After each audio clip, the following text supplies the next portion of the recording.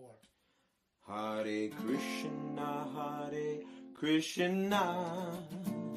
Krishna Krishna, Hare Hare, Hare Rama, Rama Rama, Hare Hare, Hare Krishna, Krishna Krishna, Hare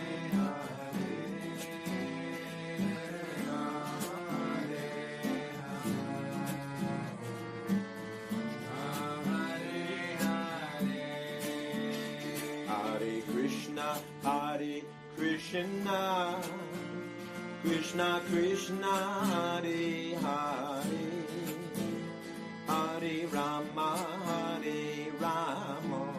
oh Rama, Hare Hare, Hare Krishna, Krishna Krishna,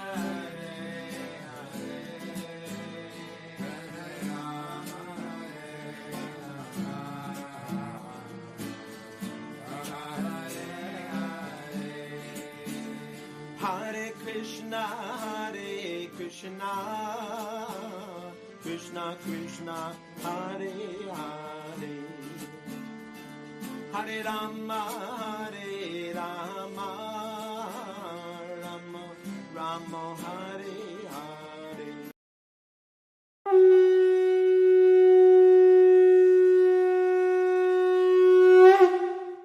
From the ethereal realm of devotion to the practicality of daily spiritual practice, across the vast landscape of Vedic wisdom and teachings, this is Vaishnava Voices. Hosted by the dynamic husband and wife duo, Sitapati Das and Dana Devi, they bring to you an intimate exploration of the vibrant world of Vaishnavism. Interweaving ancient scriptures with modern contexts, personal stories with universal lessons, they illuminate the path of love, devotion, and conscious living. Hare Krishna, and welcome everyone to another episode of Vaishnava Voices.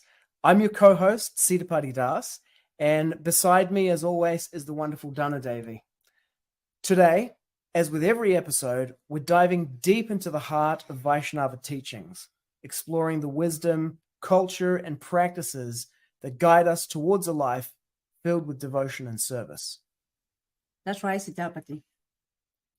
We are thrilled to have you on this journey with us. Whether you are a seasoned devotee, a spiritual seeker, or simply curious about Vaishnavism, here in Vaishnava Voices, we are all about fostering connection, understanding, and growth. And remember, we are not just exploring, we are also experiencing. So let's begin. So sit back, prepare your hearts and minds, and tune into the sounds of the soul on Vaishnava Voices.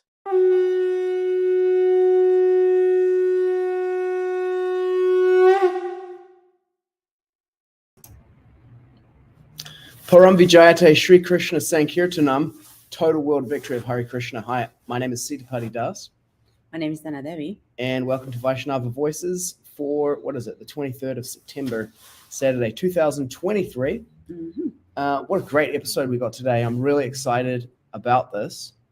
We're talking with the director and editor of the documentary movie, Heart of the Protest, River of Freedom. River of Freedom, yeah. Heart of the Protest. It's a 2.5-hour documentary movie shot in the protest in Parliament in 2022 and made basically purely out of the footage of people who were there. Just multiple camera angles, multiple stories, all woven together into the tapestry that makes up there was like, at one point in the movie, the guy cleaning the portaloos, he says there were 18,000 people here yesterday. Mm-hmm. Simultaneously, but there were so many tens of thousands of people came through there, hundreds of thousands of New Zealanders around the country supporting it. So many different stories you could tell from that. What a challenge to make one story coherent out of it. It's in the theaters right now, screening around the country. Mm-hmm. It's getting ready for an international release. We've been to see it 3 times. Right. Yep. We've got tickets to see it the 4th time. Yeah, taking a bunch of people Addict. along with us. We are addicts. I know. It's our movie. I mean, because that's where we met, at the protest. Yes, Yeah. that's one of the things in a movie. And also the other part is that we get to experience something that it's hunkered by people, the connection, and just be who you are in that place, not being alone, being understood, and have the people that are in the same cause. Mhm. And that brings a lot of experiences, memories, also traumas, of course. And that is some people now are left with that feeling of, I want to feel again that feeling that I Yeah. felt. And Yeah. it's basically the source, and people will start hankering for that. Mhm. I want to do it again. I want to meet again those people. I know what is our cause, and people will start coming. And this movie is giving this glimpse to people. This is what the experience, what these people experienced or felt, and now you can do that too. Mhm. And people are like, oh my gosh, I seen the movie, it's a different perspective, and how the people were saying and feeling, I want to be part of it as well. Yeah. Yeah. At the premiere, we had like a group of us who were at the protest. We all traveled up to Auckland, went to the premiere, 1,400 people. And now it's people who weren't at the protest are coming with us to the 4th screening. Yeah. Okay, so we're talking with Gaylene Barnes, Yes. the director and editor of the movie today. Mhm. Let me see if I can bring her on to here we go. Yay. Hello. Hey, Gaylene.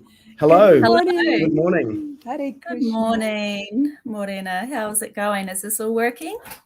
It's all working really well. Yeah. Perfect. Thank you for coming on the podcast, and thank you for making the movie. Yeah. Can't thank you enough for it, really. Yeah. It takes a powerful woman to have that vision and that courage, that bravery to say, you know what, I'm going to make it happen. It only Yeah. takes someone like that. Not sure if you realize that by now, but hey, you're powerful, Gaylene. Thank you. It's not just me, For yeah, sure. it's a team, and it's I really don't think I'm working out of my own strength at all, to be honest.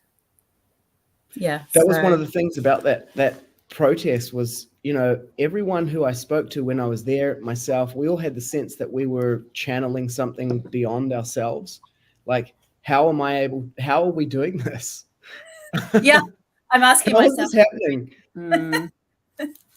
Yeah, because I don't feel courageous. I don't feel like it's a brave thing. It was just a focus, and I had to do it. And and now that it's out there and it's been well received, and as you know, it was #1 in the box office yesterday. Amazing. On Thursday. Like, it beat all other movies in New Zealand. I still have a feeling that's what's supposed to happen. It is. It's just the beginning. So I'm waiting for to be excited about it, because it just feels like it's part of the plan, and I'm just following along. I mean, I'm just midwifing it and moving it. But yeah, I felt that even on the convoy, when we first started on the convoy, every second person we talked to had a spiritual reason why they were there. That was, I think, the most interesting thing to come out of that. Even my driver and I, it was, I've always felt that it was something, materialism was getting a hold, and I'm really amazed and proud that all New Zealanders stood up and would just push back at that, and to remind ourselves of who we are, that we are humans with spirit and soul. And that was really, really strong in the particularly in the convoy. And I'm not kidding, every second, third person, that was definitely why they were there. And it, as you say, it continued right up into Parliament. And it continues today. And it does, yeah. I have questions, But before we get to those, we have an international audience, and a lot of them haven't seen, at the moment, can't see the film. And for the benefit of those, I'd like to play the trailer. Maybe we can just watch that together. That will give people a sense of what it is that we're talking about here. Mm-hmm. Here we go.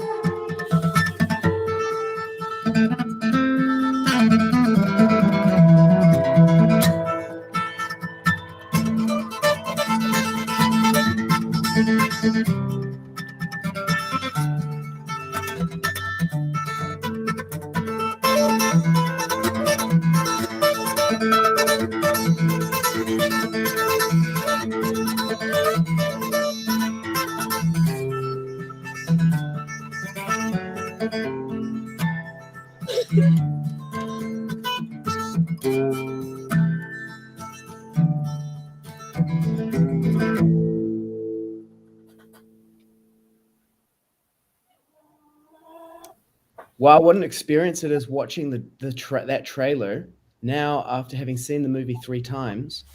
I mean, before I was there the whole time, I had the context of the whole protest and everything, but now I can identify where each of those cuts are in the storyline of the movie. Yeah. Powerful. Yeah, I edited the film, and Ben Powdrill from Wellington edited the trailers. Yeah, so he's done a fabulous job. It's great. The movie, if you don't know, for those watching, it's about the convoy in New Zealand. We had 2 convoys, one from the very bottom of New Zealand, which is principally 2 large islands, long islands, with a body of water in between them. One convoy coming from the bottom of the South Island, the other convoy from the top of the North Island. They stretched up to 70 kilometers on each island, and then they converged in the center at Parliament. And then there was a 3-week occupation of Parliament, which ended ignominiously with a police incursion on March the 2nd, 2022. And the movie follows the convoys from the top of the North and the bottom of the South all the way to Parliament, and then has like footage from people who were at Parliament shooting, cameras everywhere. It was a reality TV set. Yeah, so I have some questions, Gaylene. You're the director and the editor. Okay, first question is, have you seen Spinal Tap? No. Okay, Spinal Tap. Okay, it's the movie that launched the mockumentary format, where they make a documentary, which is tongue in cheek. It's not a real one. Anyway, at the beginning of it, famously, the director Rob Reiner, he's playing a character Marty DeBurgi. He says, in a voiceover, I'm Marty DeBurgi. You might have heard of my, some of my previous work. I did the insurance commercial with the mouse driving a car. Obviously, River of Freedom, Heart of the Protest is not a mockumentary. It's a real documentary. It's actually real reality TV. It's not the reality TV which was storyboarded and scripted ahead of time, and then they, coerced the storyline and the angles and everything. It was just organically shot, and then the story emerges afterwards. But for you coming into this as the director, like, what have we seen that you've done in the past, if anything, or what have you directed prior to this? What's your sort of background? I suppose you could say it's cinema verite in terms of going forth to an event, a protest in this instance, and I'm just recording reality, and then obviously you take all that footage away and it is constructed. So it's not kind of like reality TV. You put a story to it. Another film that I did about 5 or 6 years ago was called 7 Rivers Walking, Haere Marieri. And you've gone. Oh, there you are. Yeah, that'll happen every 20 minutes because okay. I've got to update the firmware in the camera, but I haven't got around to it. Cool. But we're still here when it happens. Yeah, so that was I filmed that as well. That was a protest film too. We in Canterbury were upset at the time about this quality of our rivers, and the rivers were disappearing. Irrigation was taking all the water. There was a lot of nitrates in the rivers, and little fish were dying. And there was, I filmed people taking little eels out of a dying stream to put it into another stream. So that's called Seven Rivers Walking, and it's on Doc Play at the moment. And we organised. Well, there was about quite a team of us, and we had 7 different rivers that we walked down as a protest walk, Hikoi, and yeah, so I filmed that, and that got really great screenings in Canterbury as well. And that actually got into the film festival. It also played a couple of months before the election. Their film was actually quite critical of the current government, which was national water policy, which they felt wasn't going far enough to protect the rivers. So it was also, a little bit of a political film and a protest film. And I actually organised one of the protest walks on the Rakaia River, because that's sort of where my family farm is. And so that's a good film. That did well. I filmed a bit of it, and I had other cameramen doing that as well. So yeah, it was. This is, you could say, it's my second protest filming of a film of protest. It's a genre. Yeah.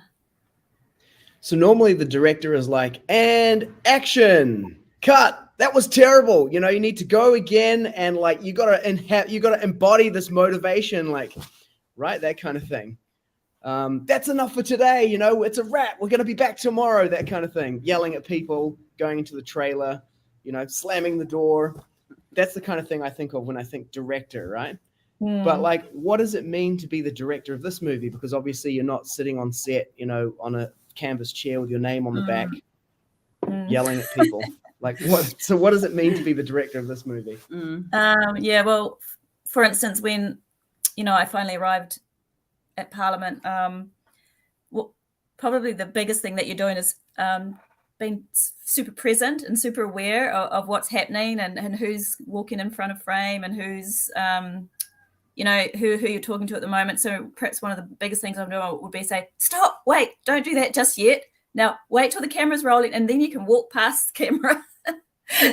Just so that you can get some nice little moments that are all in one shot. So rather than trying to, ask people to do things, I might be trying to time people to do things in a good time, so that they all works together. For instance, the Portaloo scene. I love that guy, and that was a perfect person to explain how many people were at the protest, because he'll know, right? he's juggling it out every day. And just the wide shot of that, there was a woman who was about to walk past with a flag, pirate flag, and a New Zealand flag. And I just wanted to get this wide shot, so I just held her back so that when he was opening the door, she walks past. So that's it's a sort of constructed scene that I might direct in that way, but it still would have happened anyway. So I'm not trying to influence what's happening on the ground in reality, but perhaps just alter the timing of things. Yeah, and also organise a few things. Like I did sort of get a few people on that pirate ship, and get that organised a little bit with Greg, the skipper, who was pretty happy to take people across from Picton to Wellington. Yeah, there was Jordan Ranson from Monarchy Media. I saw him a lot around the Krishna tent where we were.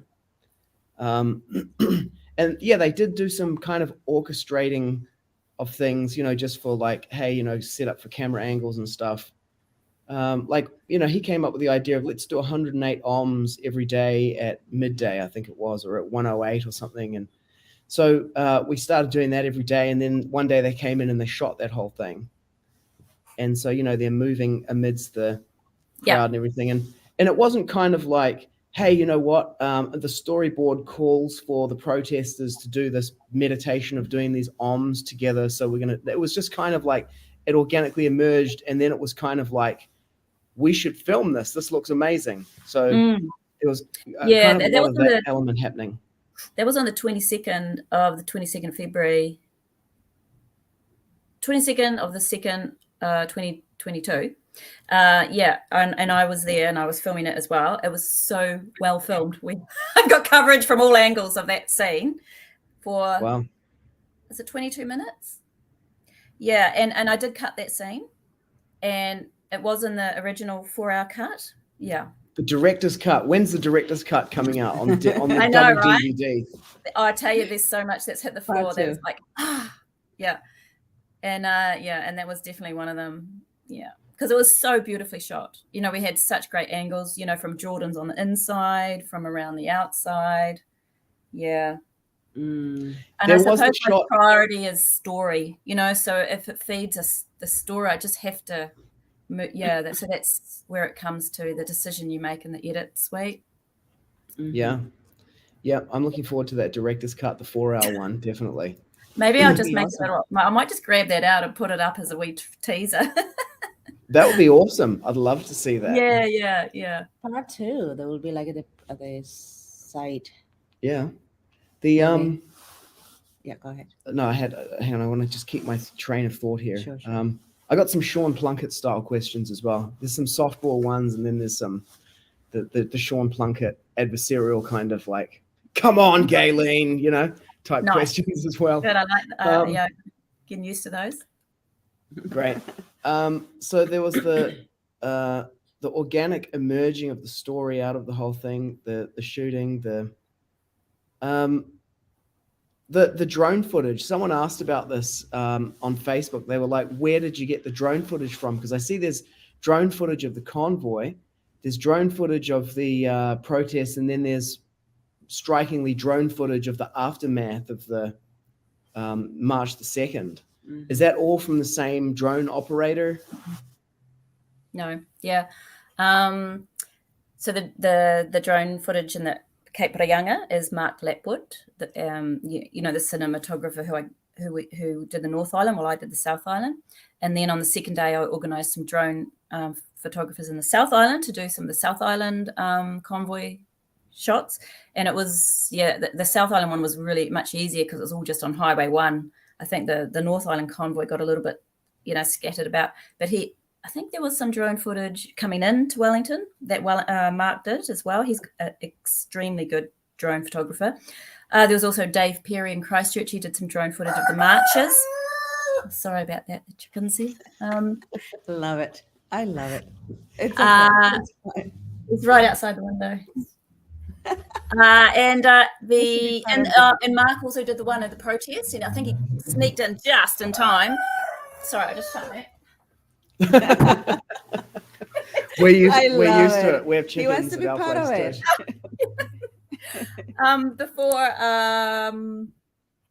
it. Just before they started to shoot down the drones, I think they were knocking them down. And then another photographer, actually, Keelan Walker from Blenheim, he shot the drone footage at the end, and I was extremely grateful to him for letting us use that footage because that was pretty interesting. Yeah. Technical question: is that? I mean, you named the guy on air, but like, is that illegal? Because people were asking the CAA or something, Civil Aviation Authority, I'm guessing, requires some kind of permits or something like that. I think there's different, limits in terms of how far you how high you are, how far you are from the airport. Yeah. So, and if you've got a certificate, you're quite, you're within your rights to fly. Okay. I guess they can make any kind of exception they want as well. Discretionary. So in terms of telling the story, there's kind of like, I also have some observations about it from having watched it 3 times. I wonder what's going to come on the I'm impressed. There are movies that I watch over and over again. Spinal Tap is one of them. Star Wars, the original movie, the first trilogy, like watched them like dozens of times. Nice.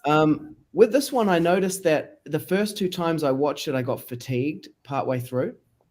And we saw Mission Impossible, whatever the number they're up to now, the other day, and it's like 3 hours long. And that movie, it had a kind of a lull in the middle where I was a bit like, but then it maintained this kind of pacing. I noticed the third time that I saw it, I didn't experience that. And I have a hypothesis about it, and I need to go and watch it a fourth time to really understand this. The kids, we took our 2 kids, they're like, oh man, I don't want to see it again. It's too long. That was their takeaway. I was like, you haven't seen it enough until you until you can like mimic the dialogue, as you're going through verbatim. Okay, so don't let me lose this train of thought. I've been thinking about it, I'm in the shower and I'm like, Gaylene's seen it so many times. If there is an effect that takes place after watching it multiple times, the first time viewer experience will be completely inaccessible, once you've watched it 3 or 4 times through.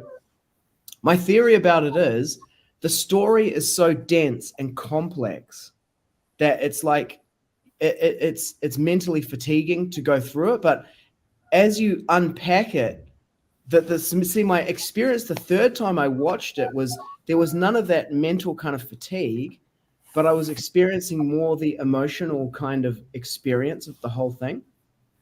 And I started to see the threads connecting in ways that I hadn't seen them, the story flowing together. The first time round, I was just like, this is just like a whole lot of stuff. Like it's telling multiple stories and they all weave together. And on the third viewing, I started to perceive it more like one way of telling that story is it's like north and south, geographical, follows geographically to the midpoint. It's also flowing forward through time. It's chronological, and then it gets to the end. But of course, you get to this point, and I can't remember if it's when they arrive or if it's during the convoy and it says 4 months earlier and it goes back and you have the Vaxathon scene. And I don't have TV. I don't watch TV. I'd never seen that. I had no idea that was a thing. At the premiere in Auckland, I was sitting in the theater and that came on, and I just turned to Donna and I said, is this real? Did that really happen? This can't be real. I was like, this is fake. This is a parody. Like it's a parody. It just really is. But anyway, it goes back in time 4 months, and then it jumps back forward in time again, and it flows forward through time, and it kind of like it follows some characters. Like you have Taryn Reed as a clear character with a through line. She's introduced in the convoy. I don't know how that footage came about. It's like, come on, these people are being paid by the SIS and the CIA or something to do this whole thing, and they got the crisis actors in there. Otherwise, how do they pull this off? They got the footage of Taryn Reed in the convoy, mandated mental health nurse. She's in the convoy, she's going along, then she's being interviewed in front of a plinth with Stephanie, the beautician, licensed massage therapist. Then she goes there, she gets arrested on the February the 10th day.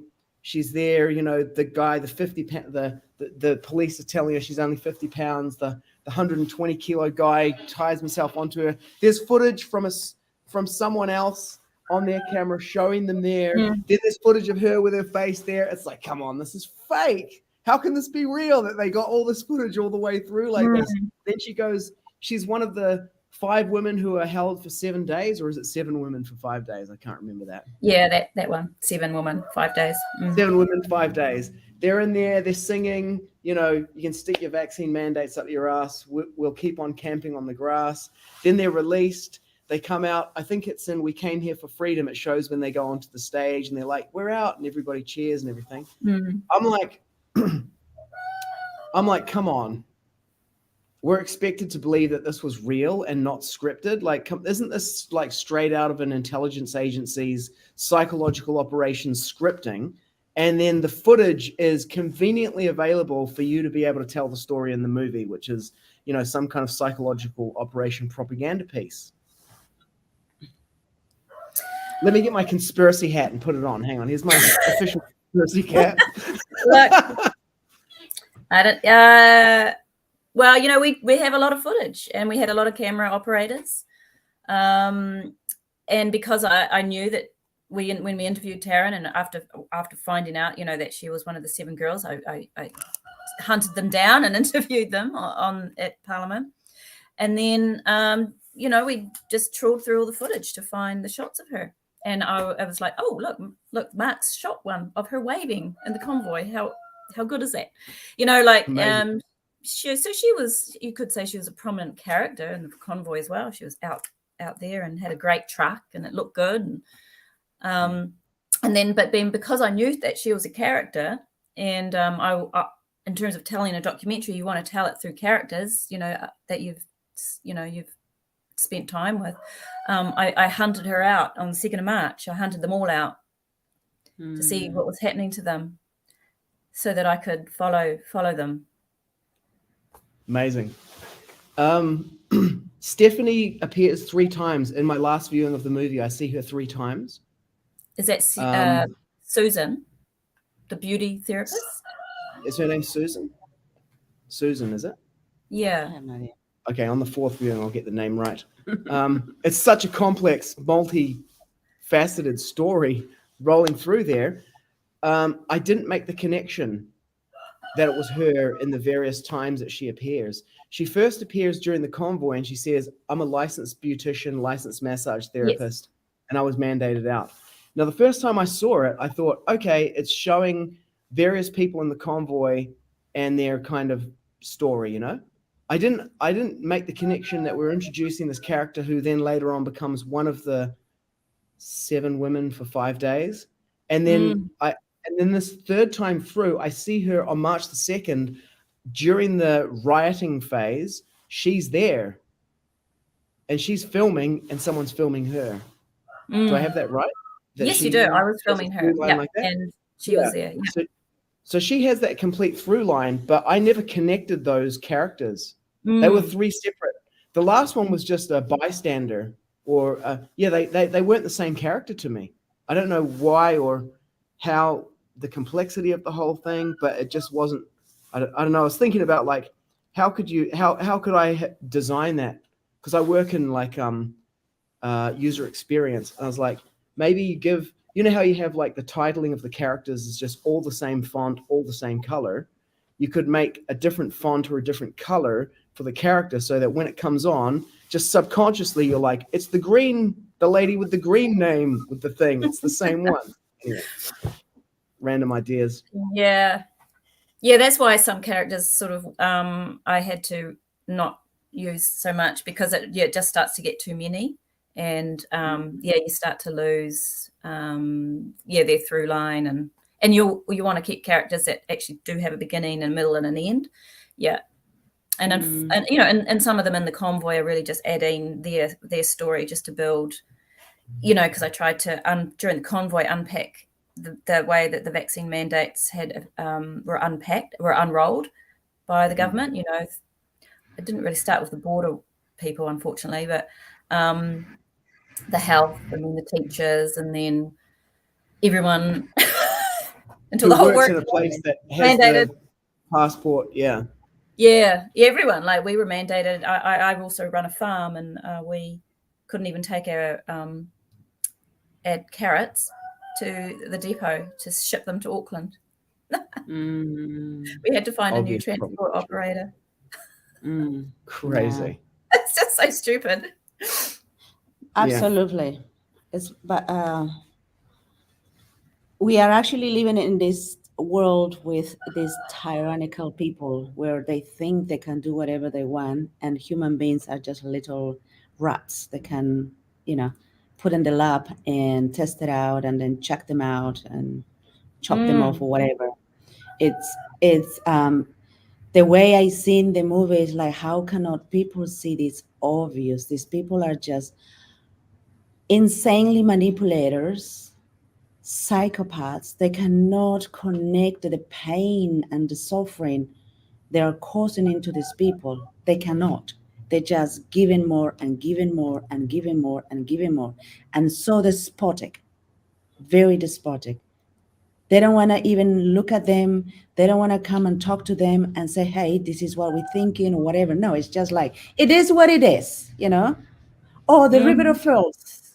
They have to vaccinate, otherwise, whatever. it is obvious, and when I'm doing this studies of psychology and psychotherapy, is like the different type of personality disorders, how they act, how they behave, what is the presentation of them. It's like, oh my gosh, we're dealing with a huge amount of like psychopaths and narcissists here. This is not normal. This behavior and the way they're running the whole script, it is not normal for any human being. Because at least when we do something, any normal person is like, oh, they feel some remorse. Oh my gosh, I did something wrong.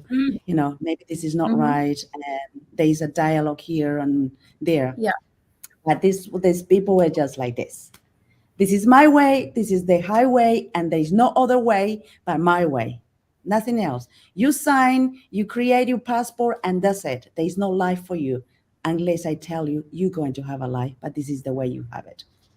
You know, it is painful, but the story that you put it in there, and I hope people are waking up now. Even the movies, like people are just like, what? I can see other people probably they were in there, they will start crying. Oh, really? Yeah. Yeah, they start crying. It's like, yeah, brother, you can cry now because this is the reality where you are now. This is not a movie. You know, like this movie they created with the script and the story and the end.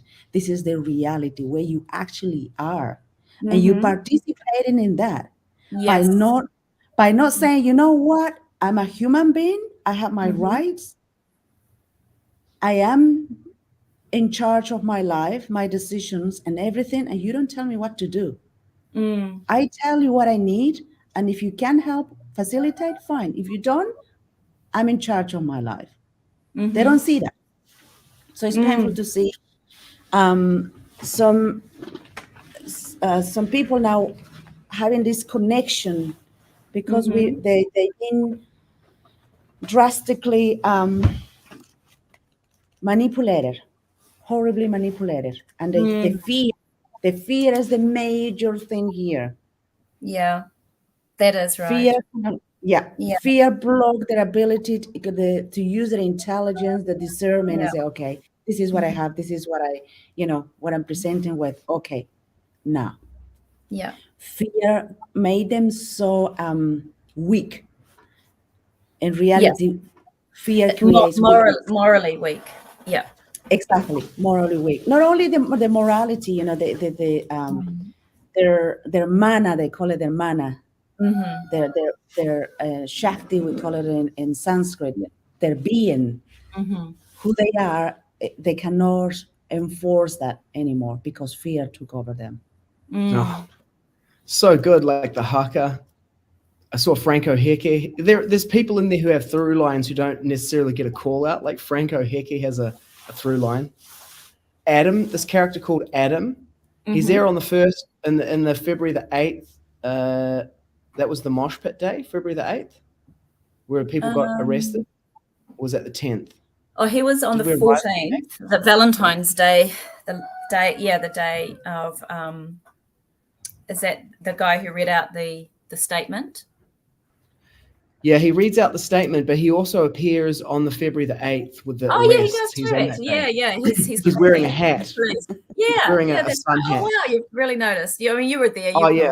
Remember everybody. I was there. I had that as a background, but I'm like studying this movie. I'm like studying it in depth. Well, watch that first, just so you know, the first shot, the slow motion with the flag.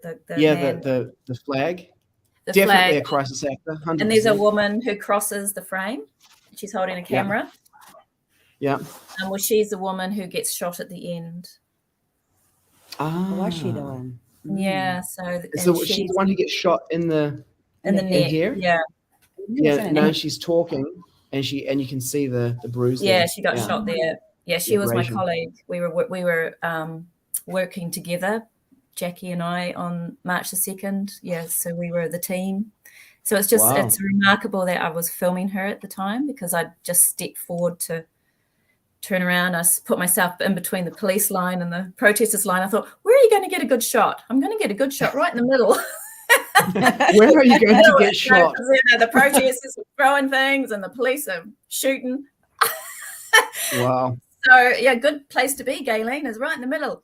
Yeah, so and then I turn the camera around on the people, throwing things, yeah, and the camera back on the police. But yeah, so I didn't actually realize at the time that I had filmed that until I found her later and discovered that she had been shot. Yeah, so we had to leave at that point. Yeah, understandably.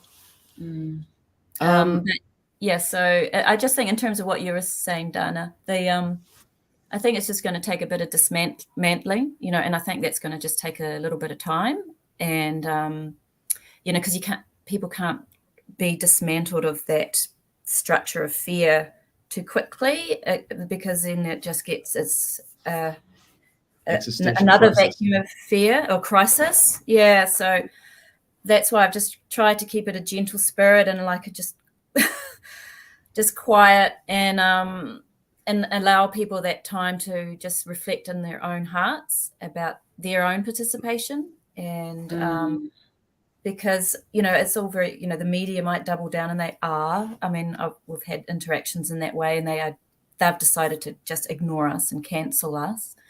Obviously, the politicians will be the same, but this is why my main interest is into the wider New Zealand public, you know, and then we shift that consciousness, and they recognise their own participation in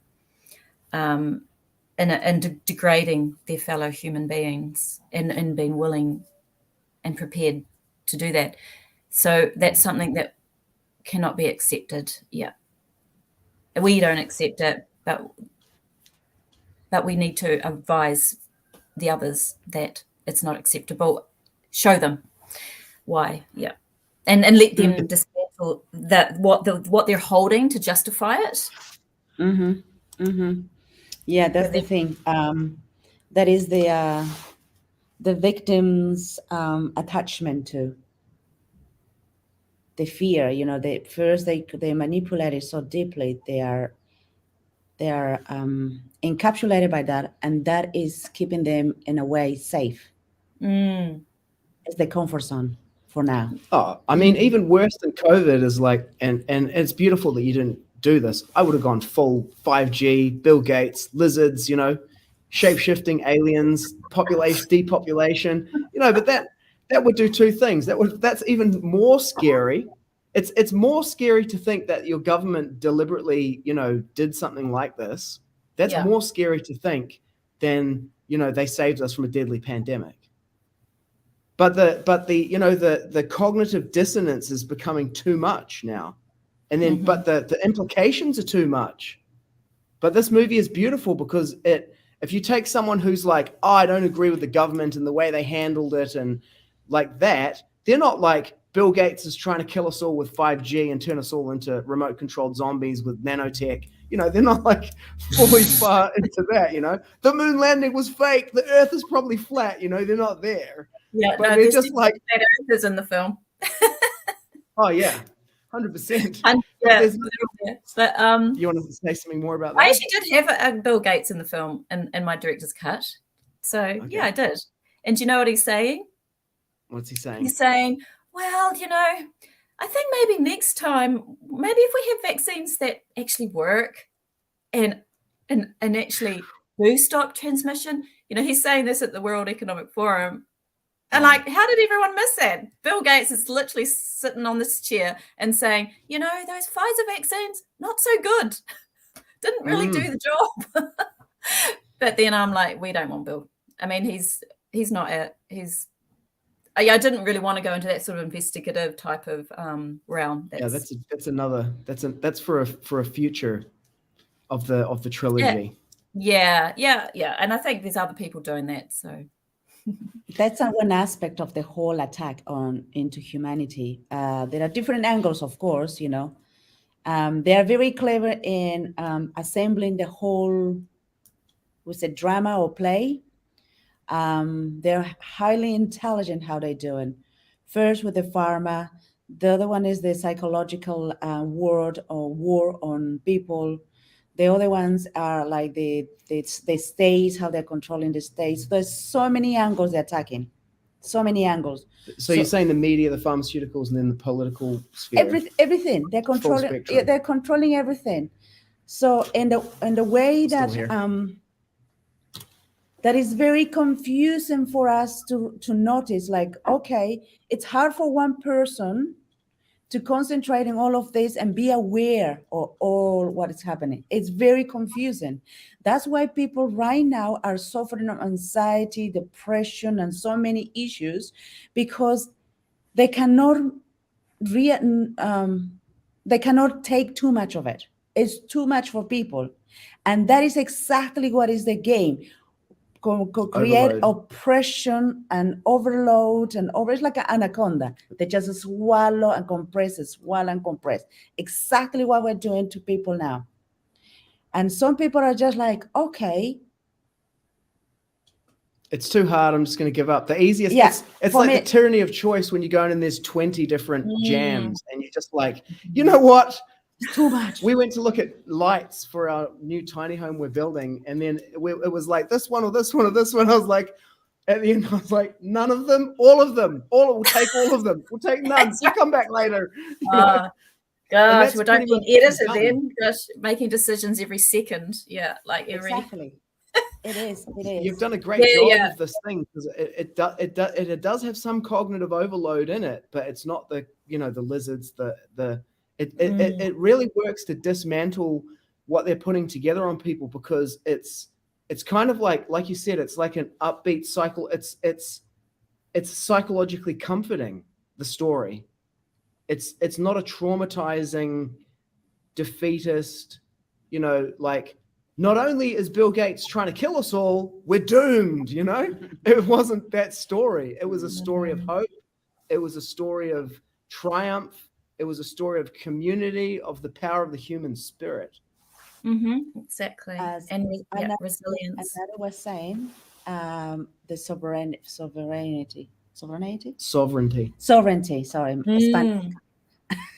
Spanish. Woo. And that's what it takes. And that's exactly, what I was seeing in the movie, like people taking the power. That's one of the things there was in the movie, like these people taking the power, and we are the people, we have to take our power back. It's like, hold on a second. You only take your power back because you gave your power. Otherwise, you don't. You don't have to fight for your power back, because the only way. And I think the most powerful thing is the message at the end. It's we have to be take our sovereignty back. It's like, no, now is the time to be aware. You are the only person responsible, accountable of what happens with you. Yeah, exactly. If anyone brings their demands to you, you have to get this. If you don't, this is what you're going to have. I say, no, I'm not going to give you your demand. I'm going to tell you what to do now, because it is me who's in charge. Yeah. Not 5 people in with the titles of ministers or whatever. They only have a title, but they are also human beings. Let's give Gaylene a chance to respond, and then I've got some my questions. Okay. I want to get through them if we can.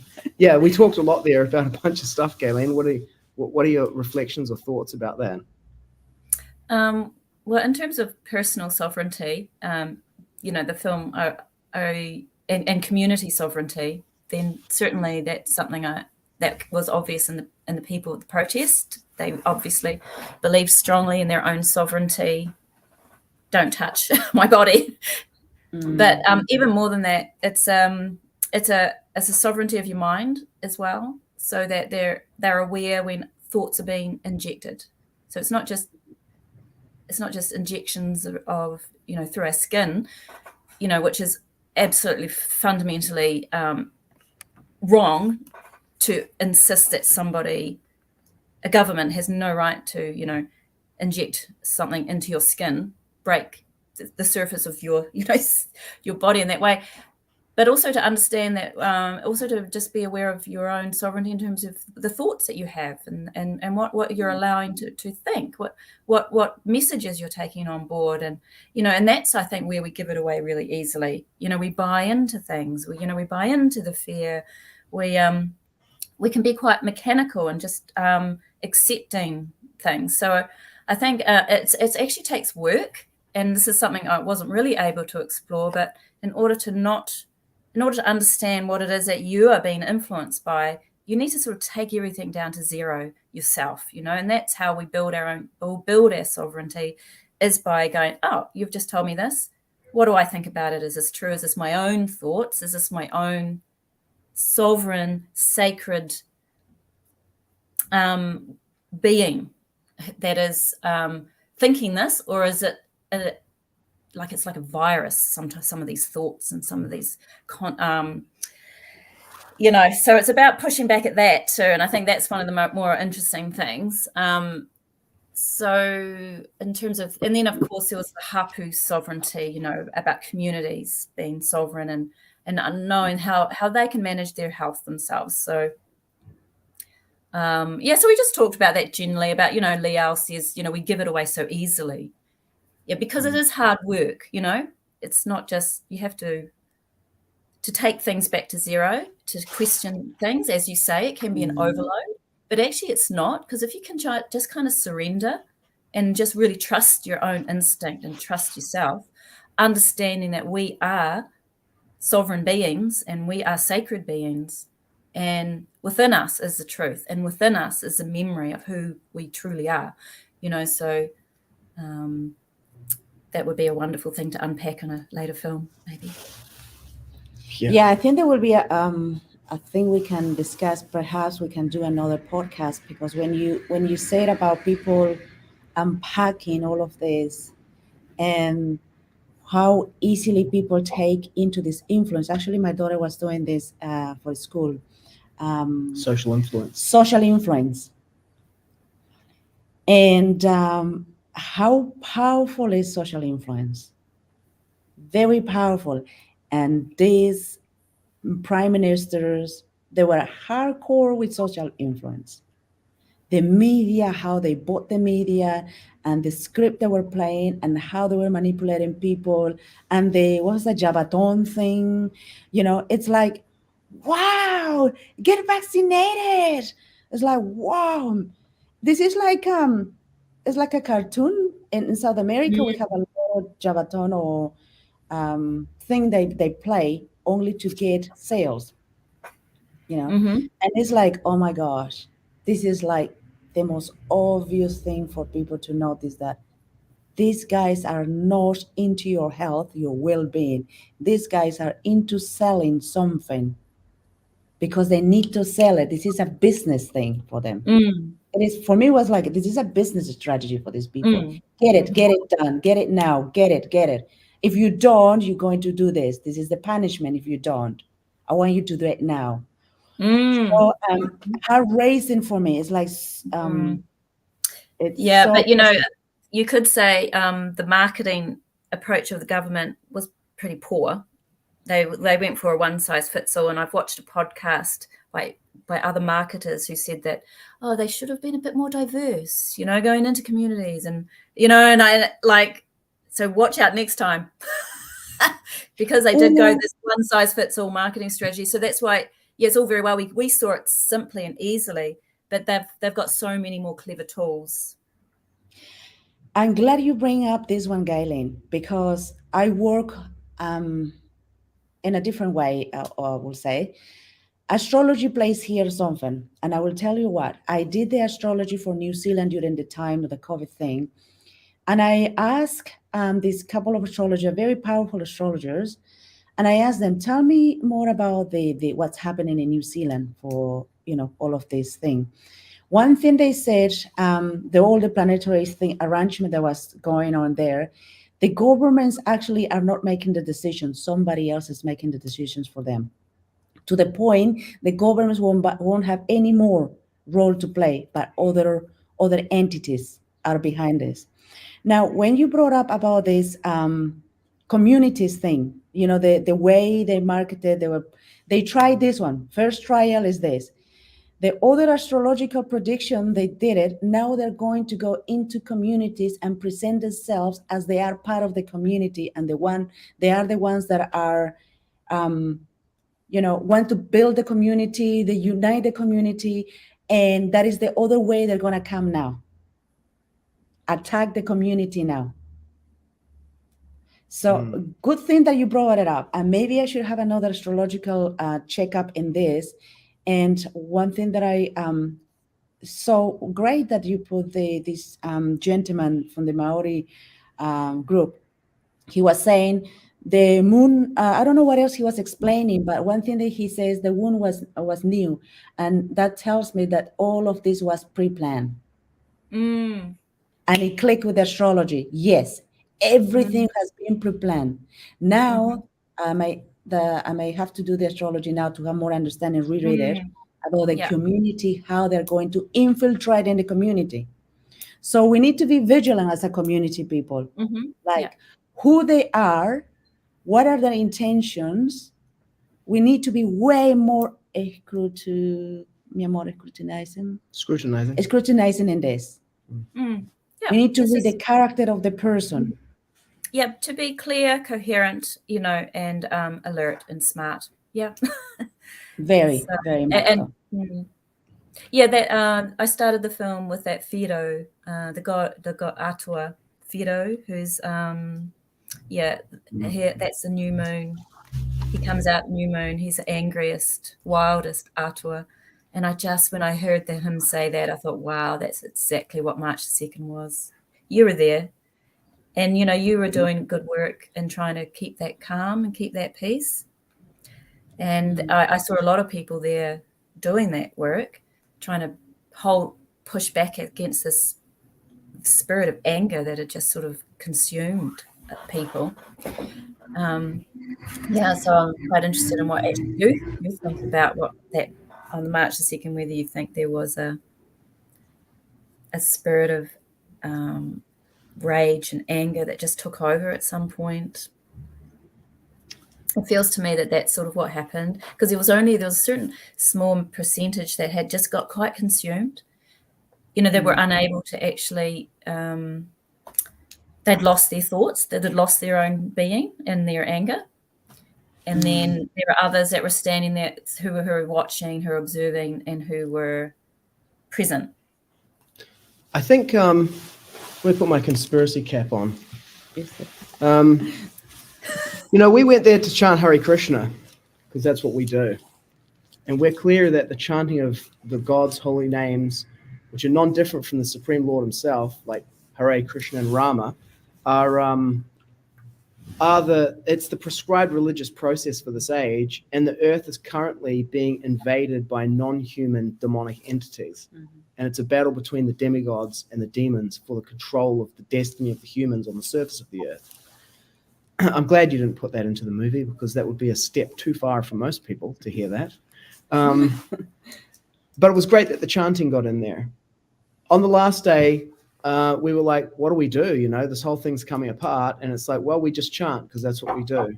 And then another part of my mind is saying, this is a movie set. It's all about the optics. It's the propaganda movie that comes out of this. And it's what people see happen here. And so, kind of fusing those two things together with my conspiracy kind of thinking as well. I mean, our role there was to make sure that the humans didn't get influenced by that energy and swept up in it, because then they would have gotten the movie that they wanted. But they didn't get the movie that they wanted. We got the movie that we need to turn the tide on this planet.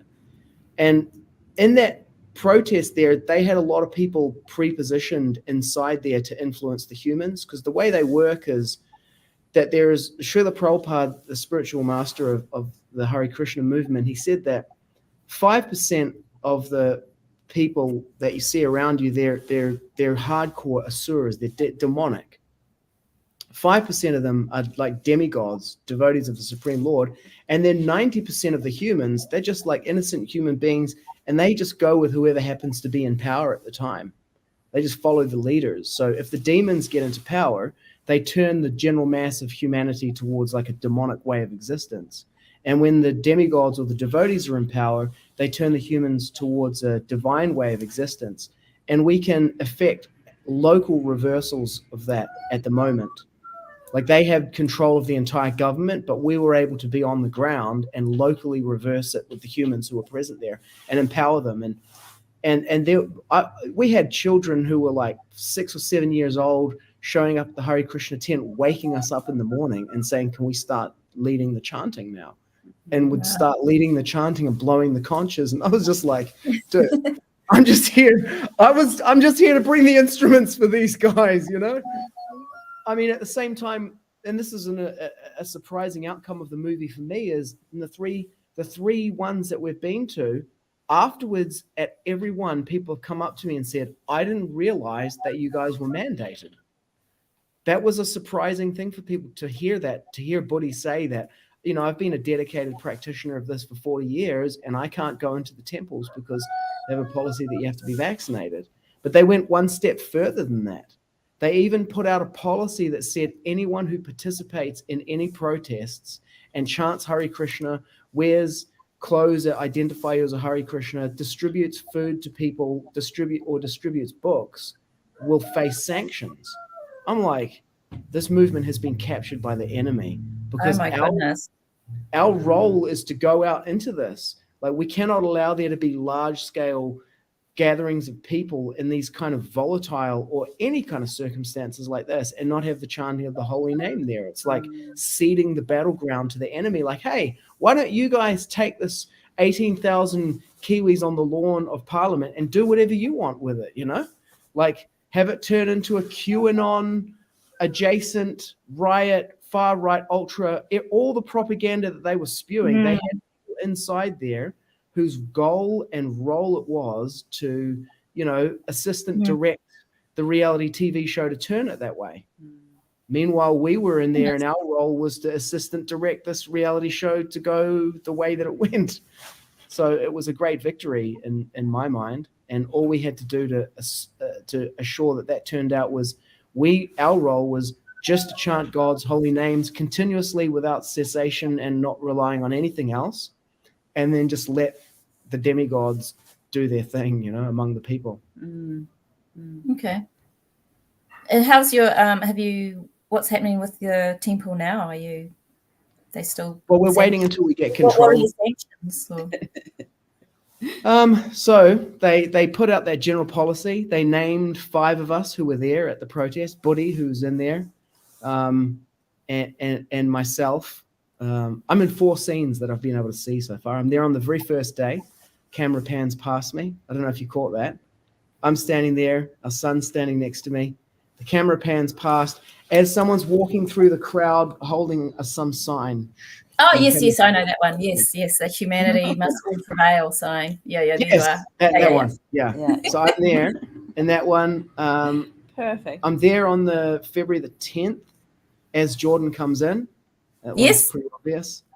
And then on the last day, so 1, 2, and then I'm in 2 shots on the last day. Yeah, the one with Uncle Ricky with his torpedo ski glasses on. We got our arms around each other, just chanting as the village burns. And then I really needed some Hare Krishna chanting at that moment, I tell you. It's just like, where do I go now? Okay, we just need some chanting. Yeah, we need. It was so soothing for people. Cool. Yeah, it was very soothing. And that's the thing that our spiritual master, Srila Prabhupada, instructed us. Humanity is suffering right now. They need to hear the names or the holy names of Sri Krishna, which is soothing, is a good fortune for everyone. It's full of auspiciousness. And during that time when humanity is suffering, that is the time we should be with our brothers and sisters because they're suffering. Yeah. But instead, they put this policy. They cannot chant. They cannot wear their own attire. They cannot do book distribution. Yes. They cannot do the food distribution, which is our love for people. And so they named us and published a notice in the Herald with our names listed. What? Denouncing us. Yes. Oh, goodness. See, you guys are courageous. Like that, you took a real stand, and you got excommunicated effectively from your community. Yeah. Is that true? Yeah. Are you still out, or? Yeah, well, I mean, we because of our stand with the mandates. Well, I'll tell you what else happened, Gaylene, that led into this. We have a Hare Krishna school at the temple in Auckland, and when the mandates came in for the teachers, 10 of the staff, including the principal who had been there for 15 years, were like a no to it, and so they lost 10 of their staff. Like it basically gutted that school, and it's a special character school. You can't just hire anyone off the street to be a teacher at the Hare Krishna school. You need actual Hare Krishnas. But they just like kicked 10 of them to the curb. And I and another of the devotees who was there, and he was officially denounced, Krishnendu, who's on the school board, and all the devotees who were in that part of the community went to bat for them. I wrote in and said, look, you can't do this. You have to say, you even if you do it, you need to do it under protest. You need to tell the government, no, we're not going to do this for you. If you want to do this, you're going to have to come in here and shoot them yourself, because I'm not taking them out the back and shooting them in the head. I'm just not doing it. Or at least say, I'm doing this under protest. I want to, like, nothing, but they didn't do that. They didn't even do it under protest. They were quite happy to. No, right? they were maliciously disappointing, doing it. Far out. It was like, now I get to know where they were like righteous and self-justifying. Yeah, it was disgusting. So by the time we got there, I was so on one level, I don't like, people criticize us. They said, oh, you're chanting at these protests, it's Advanced New Zealand political rally. I'm like, that's not what this is. And then they said something to me like, well, you're political. Would you go and chant at a Labour or a National rally? And I'm like, I might or I might not. I don't care. But if you went and did it, I wouldn't criticize you. We should have chanting everywhere. There's always Hare Krishnas at a protest. I know. And then they're like, we don't chant at protests. I'm like, since when? I've always done that. That's just our thing. We don't have to agree or disagree. That's right. In this case, I did agree with the unjustness and the immorality of the mandates and the transformation of the political and social contract in this country. Like as a political science student from back in the day, I was like, can people not see what is happening here? This is not a technical point. This is a fundamental transformation of the political construction of the country. Yeah, it was a very significant protest. It was that we're fundamental human rights, of New Zealanders. Yeah, exactly. Not some abstract contract that they're signing or some other thing happening overseas. This was happening to us. Yeah, and that maybe that's why they're a bit more frightened about it. The vindictive nature was horrible. Go ahead. Oh, yeah, well, I sort of put it out. I mean, I'm sort of maybe contemplative Christian, and I did send an email to the Bishop of Canterbury, Anglican bishop. Yeah, just asking him why he's mandating the cathedrals and the churches, all the Anglican churches, and pointed out that Albert Bourla of Pfizer statement on his Twitter handle is science will win. And I'm like, will win over what? Like, you're giving Pfizer the power? Control of the church? The control of the church? Like, it's just inconceivable that churches, yeah, you're right, the temples were mandated, and that they didn't stand up. They didn't, as you say, didn't even offer some sort of protest, and just didn't even apologize. It's so no, bad. it's still not apologized. Yeah. Another of the devotees who, excuse me while I rant here a little bit, he's on February 14th. You know how it opens February 14th, and the Harinam party is going through the village. He's a very tall devotee. His name's Muchakundi, lives in Whangarei now. Very tall, and he's playing the mridanga. He went to the temple. He was unvaccinated. He was in the temple, and Srila Prabhupada said that no one within 15 kilometers of a Hare Krishna temple should go hungry. Yeah. 10 miles. 10 miles. So what's that? That's 16 kilometers, 10 miles. And so in our temples, we have kitchens, we cook and we feed people. That's what we do. So we do the Freedom Village. We do that everywhere. He goes to the temple because he's living, the temple there is in a farm, a large area. So he's living somewhere on that farm. He's unvaccinated. He can't go into the temple services, but he goes to the temple to get something to eat. Someone there is serving him. And then the temple president comes in. This is his testimony to me. He told me what happened, and ignores him completely and says to the person serving, "I told you not to serve these people."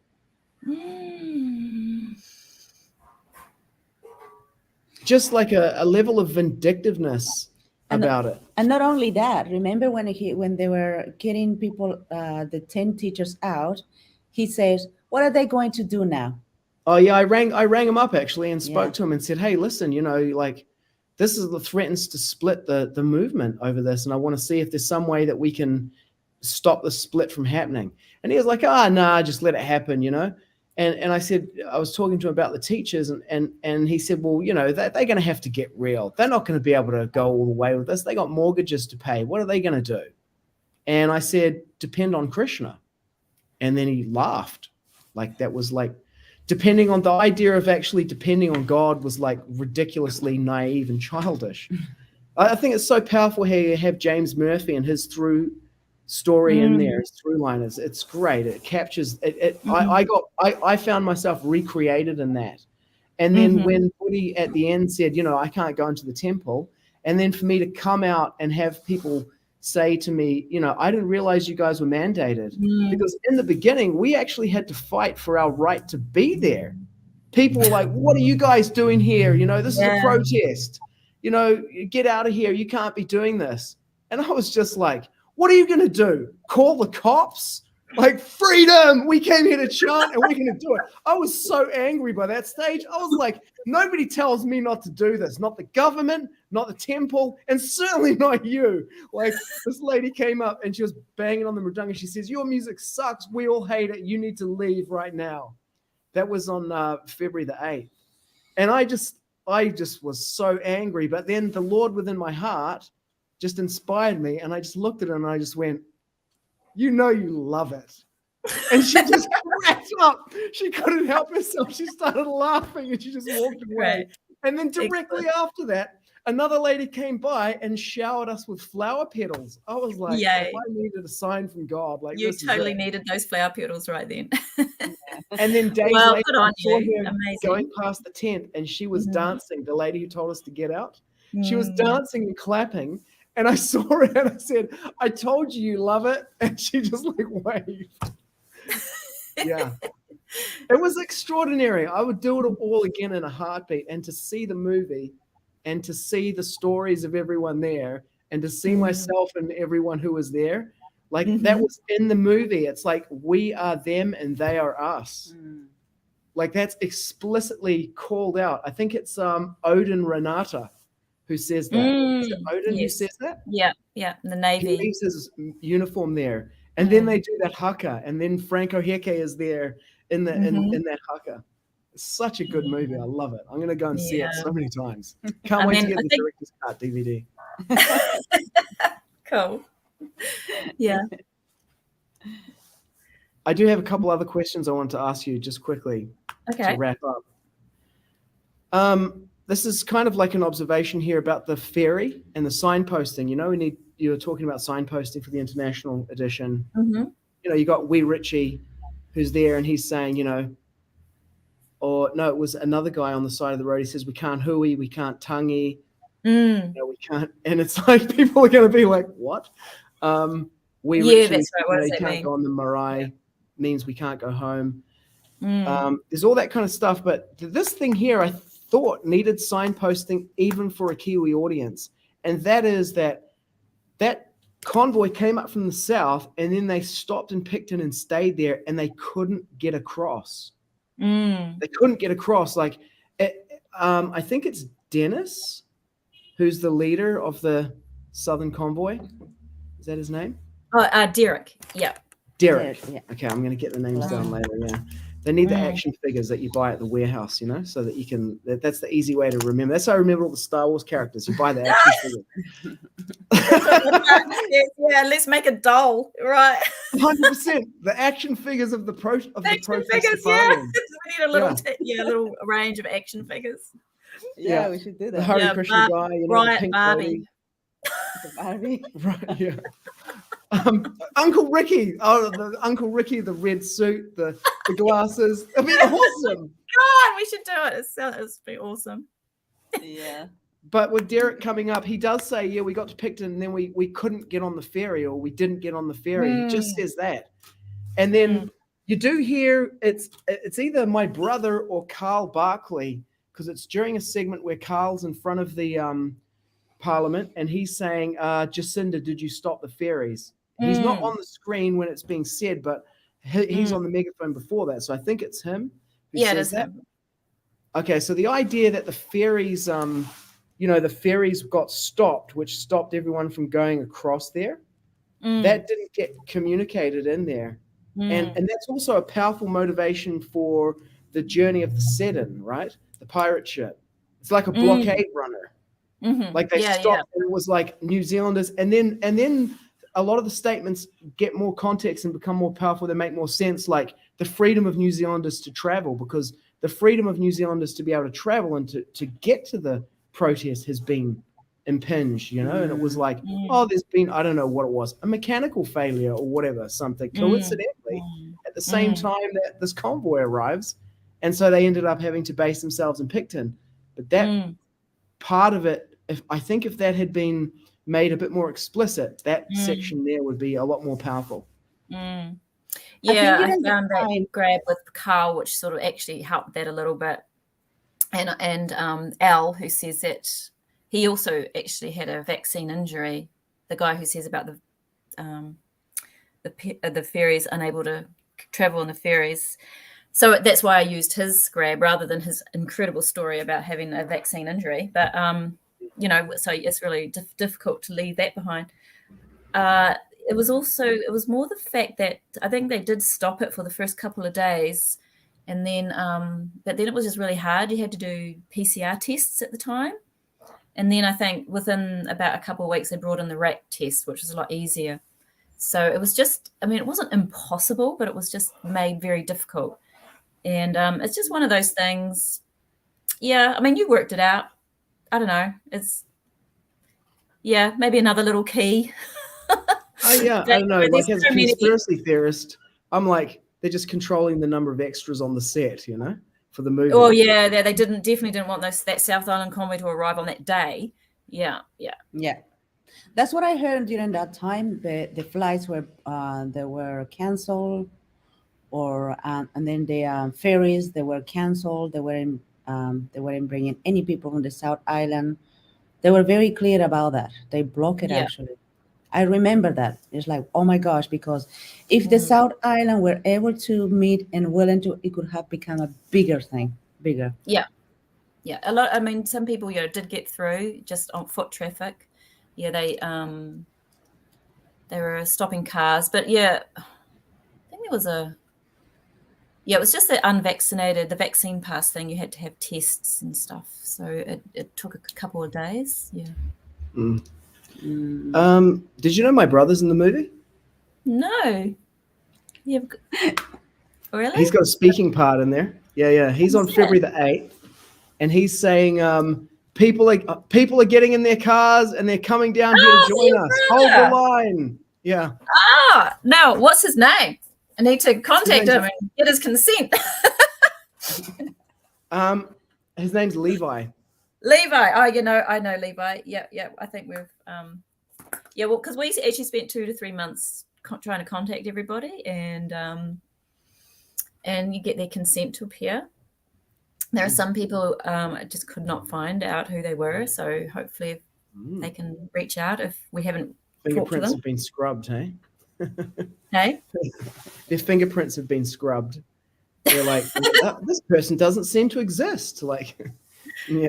Yeah, well, I just felt, after being so I think consent was really an important part of the kaupapa of the protest, and so in terms of film, we just wanted to reach out. It took a long time. It's one of the reasons it did take so long to get to the screen, and get people's permission for what they said. Some people wanted to see what they said. Some people were happy with the transcript. Some people were like, "Yeah, fine, I don't care."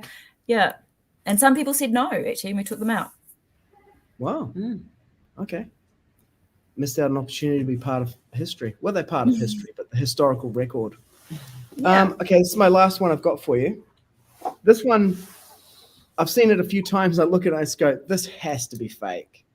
This has to be fake. It's got a continuity error in it. There's just no way this could have happened like this. This must have, like, at the best, this either is definite smoking gun, the whole thing's faked and it's a CIA conspiracy. The movie's like more of the psychological operation. If I'm such a conspiracy theorist, I wake up in the morning and go like, am I in on this? Like, Yeah. Because I mean, if you look at it, if you look at it, people, they're just like, there's no way so many people could be in on this, right? It's a good question to ask, and you should ask yourself that question every morning. Yeah, exactly. Because, is everyone who supported the vaccine, the mandates, the temple president in Auckland, the school board up there, are they all in on it? Are they taking? Are they right? Pfizer? They also, do they know are what they happens? right? Yeah, exactly. Yeah. Yeah, and so it's the same thing for us, right? Are we right? Like, how am I being controlled? Like, how's my thinking being subverted? It goes back to that idea of these ideas, are they being injected into my head, right? So I look at everything like that. You might call it skeptical, cynical, I don't know what you call it, cautious, anti-authoritarian. Being sovereign, I think, yeah. Right. So yeah, this is the one for me that, it's the scene where the Seddon pulls in and Megan's there and Chantel's there. Yeah, and it's like they all happen to be right at this place when the thing pulls in. I'm like, did they shoot this afterwards? Like, come on, there's this like, hey, we need to go back and re-record this scene because it's missing from the storyboard. And the continuity error in there is that Matthew Haig from I think that's his name, Matthew Haig. His name really is the Haig. Okay, Matthew Haig. So the lawyer, he says, the embargo. The decision was coming out. It was embargoed until 2 p.m. We didn't know what the decision was, but we knew that it had to be something significant since it was embargoed to 2 p.m. Yeah. Right. So he doesn't know what the decision is according to that. But then in this scene at the Seddon, Chantel's there, and then whoever's filming, maybe it's Megan. No, because Megan's in shot later, so someone else is filming that. Yeah. No, me and Mark. Okay, so you are filming them. Okay, so you're in on the whole thing. Okay, got that. And then, but then she says, I can't tell you what it is until 2 o'clock. But then she goes and says what it is, like to a camera before the time. There's no way she can control whether that goes live to air before the 2 p.m. And then the continuity here is, how does this person, Chantel, who is supposedly a citizen journalist, not part of any kind of like internal conspiracy or anything, have access to the embargoed information from this court that Matthew Haig doesn't even know about? Like, how does that work? She's talking to Gary, the cop. She goes, see you, Gaza. Thanks, Gaza. So Gary Morning, he was, the one who took the court case. 23. He had called her.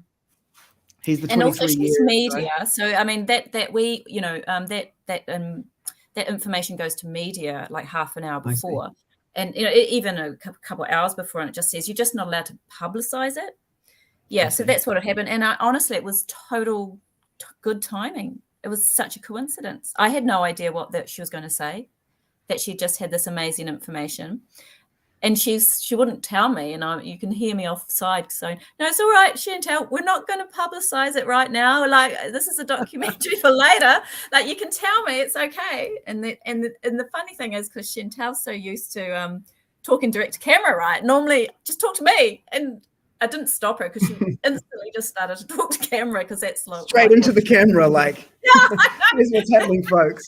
And I said, "Tell me." No, she's going to tell the camera. Okay, so just let her go, and then that's and Yeah, so it was, in terms of the setup though, I knew I had a good interview with Chantal, and we wanted to film her, and we alerted Chantal and Megan that there was another group of people coming on the pirate boat, and so she was, going to go down and meet them, and so we arranged to sort of meet her there and maybe have an interview with her.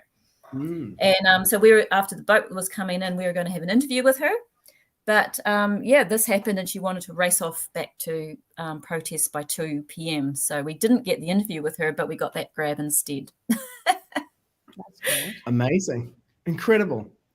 Yeah. Yeah, God is great. Controlling Yeah. the wandering of all the I living know. entities. And the funny thing is, she was talking to Gary, who then we went on to interview and get his amazing story. He was a mandated cop, a senior constable. Yeah. So the whole thing's so moving, and you see people being moved at various times. James Murphy, Gaza, just moved. I cried every day that I was there. I was just moved by the courage, the humanity, what people were putting themselves through. I was like, these are the most committed people in this country. They've given up. They've crossed over all kinds of economic, social barriers to be here.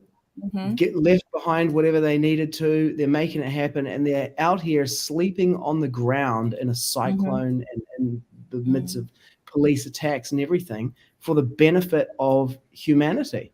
Yeah. Not for some selfish, just for me, I want this thing. It's like they're there for their children. They're there for the future of this country. They're there for their fellow citizens who are like actively condemning them right now. I think future leaders were there on that lawn. Future leaders of New Zealand, definitely. 100%. It was like a Taliban training camp in the mountains of Afghanistan.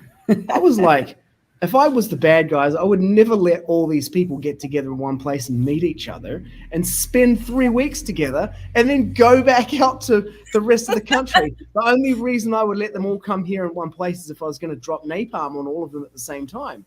And that's so, as a conspiracy theorist, I was like, that's definitely what's going on here. Like, we're all going to be poisoned or something. They wanted to get us all in one place, because the only thing that's happening here is these are the most motivated, as it says during the Lake Mallard segment, the most creative, resilient, resourceful. Yeah, Kiwis in the country, and courageous and motivated and committed, willing to put themselves up at issue and take action. Like, what an incredible privilege to be among those people and to serve them those 3 weeks. Nice. Yeah, you guys did such a wonderful job of that during those. Thank you. He was there every day. So we met there. I don't know if you know this, but Dana was mandated as a nurse. Oh. And I had my whole background thing, and then we met there on during the cyclone. Yeah. I don't know. It was the 12th Wow. of February. 12th of February. Relationship forged in the fire. Yeah. Well, it was a real easy filter for me. It was like, okay, unvaccinated, Hare Krishna, and with the same, level of commitment and similar values to me. It's like that's like a whole background. I'm like, am I? And it was an easy one, because it's like, and in that category, when I check the list, there's one person in there. So I guess this is the one. Nice. Oh, that's exciting. Blessing on you guys and what you're doing here as well. Thank you. Thank you. Yeah. So what are your final reflections and what you would like to share with people about the movie? Just to go and watch it, I suppose, with soft eyes and a soft heart. Yeah. And be open-minded and prepared to shift if required. Right. I think.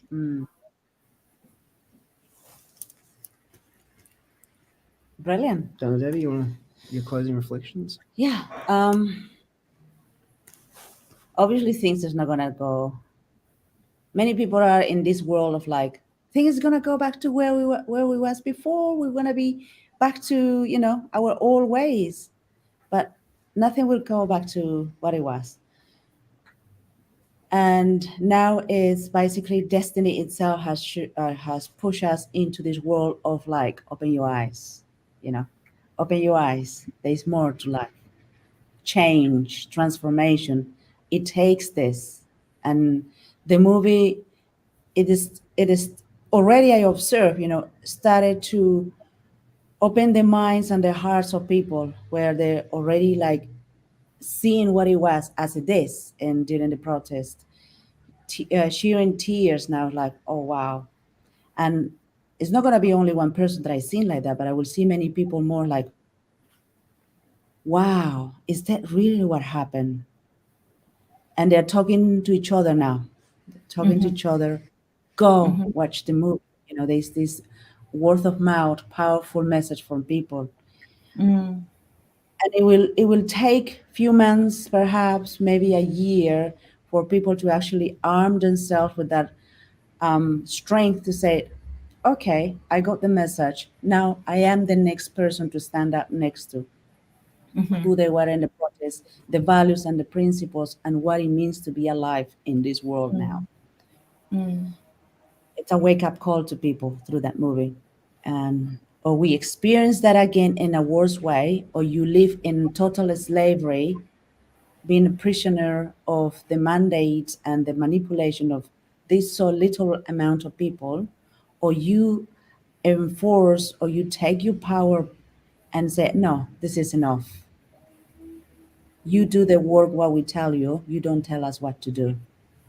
That kind of shift. And I appreciate a lot, Gaylene, for being that strong woman, coming forward, working with all of these people, putting everything together. I appreciate that. And we need more women like that. Thank you. When I was at the protest, many times every day, we would be joking with each other, and we would just say, who writes this stuff? Somebody give the script writers a bonus, like just miracle after miracle taking place there. And Gaylene, you personally, and as the representative of everyone who has been involved in putting this movie together and bringing it to the public, I acknowledge you for being the hand through which God has written this story. And when people go and see this movie, if they look carefully and with an open heart and an open mind, they will see God's hand at work in the world, working through people who come from a vast diversity of ethnic backgrounds, cultural backgrounds, official kind of religious affiliations. But you can see God in the heart of his people working in this country and in the world.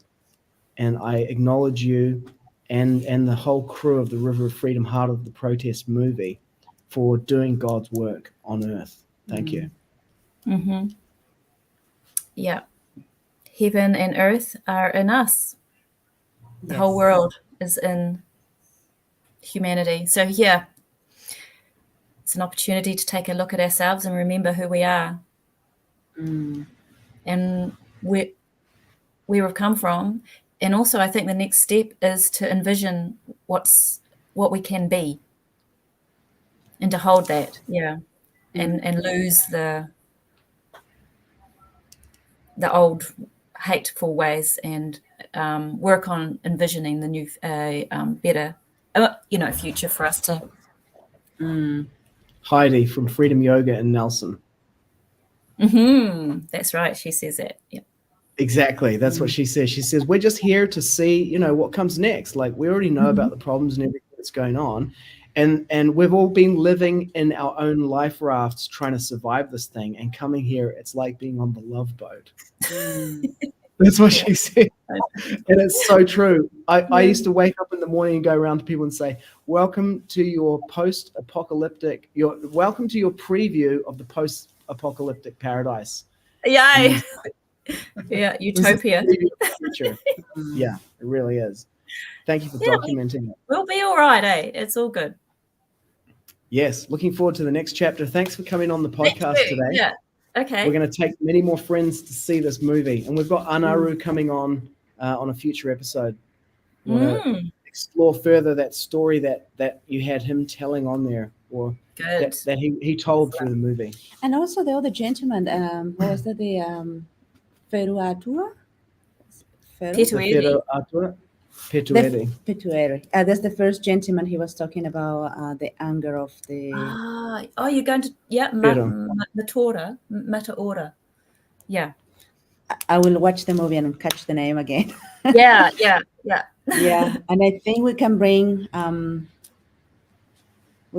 more of the ethnic background because because Maori culture are more in tune with the higher beings and and the elementals for sure. the elementals, the ancestors and ancestors in the past, yes, the ancient past.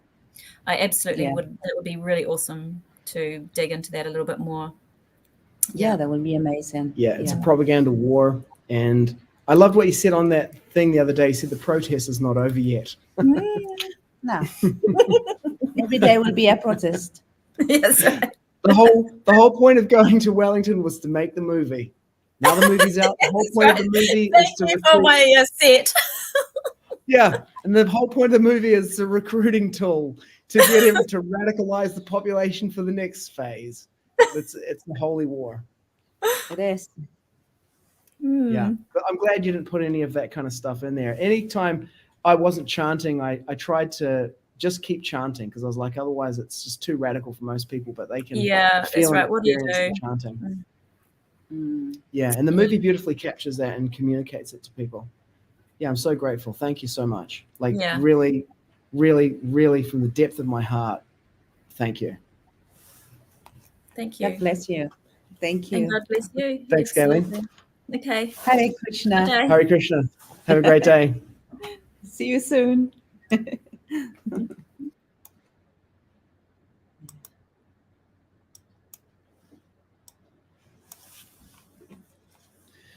All right.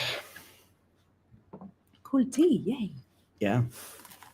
I can't wait to see the movie again. That really, a lot of the things in there, and while we were there, we were just like, there's no way that this could be happening. It has to be faked. Like, this has to be engineered. How people can spontaneously, but then at the same time while I was there, I was like, God is amazing and he's within the heart of every living entity. He can coordinate anything. He doesn't have to be. He's the master mystic, of mystics. Yeah. And people, they don't realize that, they're just using the intelligence to do this one, and then God, Krishna himself, so like, okay, directs them. Yeah. And then you do this, and then suddenly somebody else appears and put the pieces together. But they thinking, I am doing this, But what I'm doing is like, how did it come together? This is a miracle. It's like, yes, it is a miracle because the great mystic, which is Krishna himself, is operating all of that.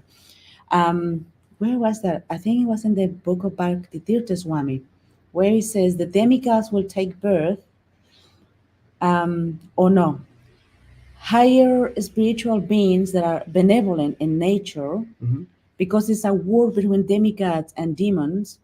These higher spiritual beings will be more in protecting these entities, like human beings that are benevolent.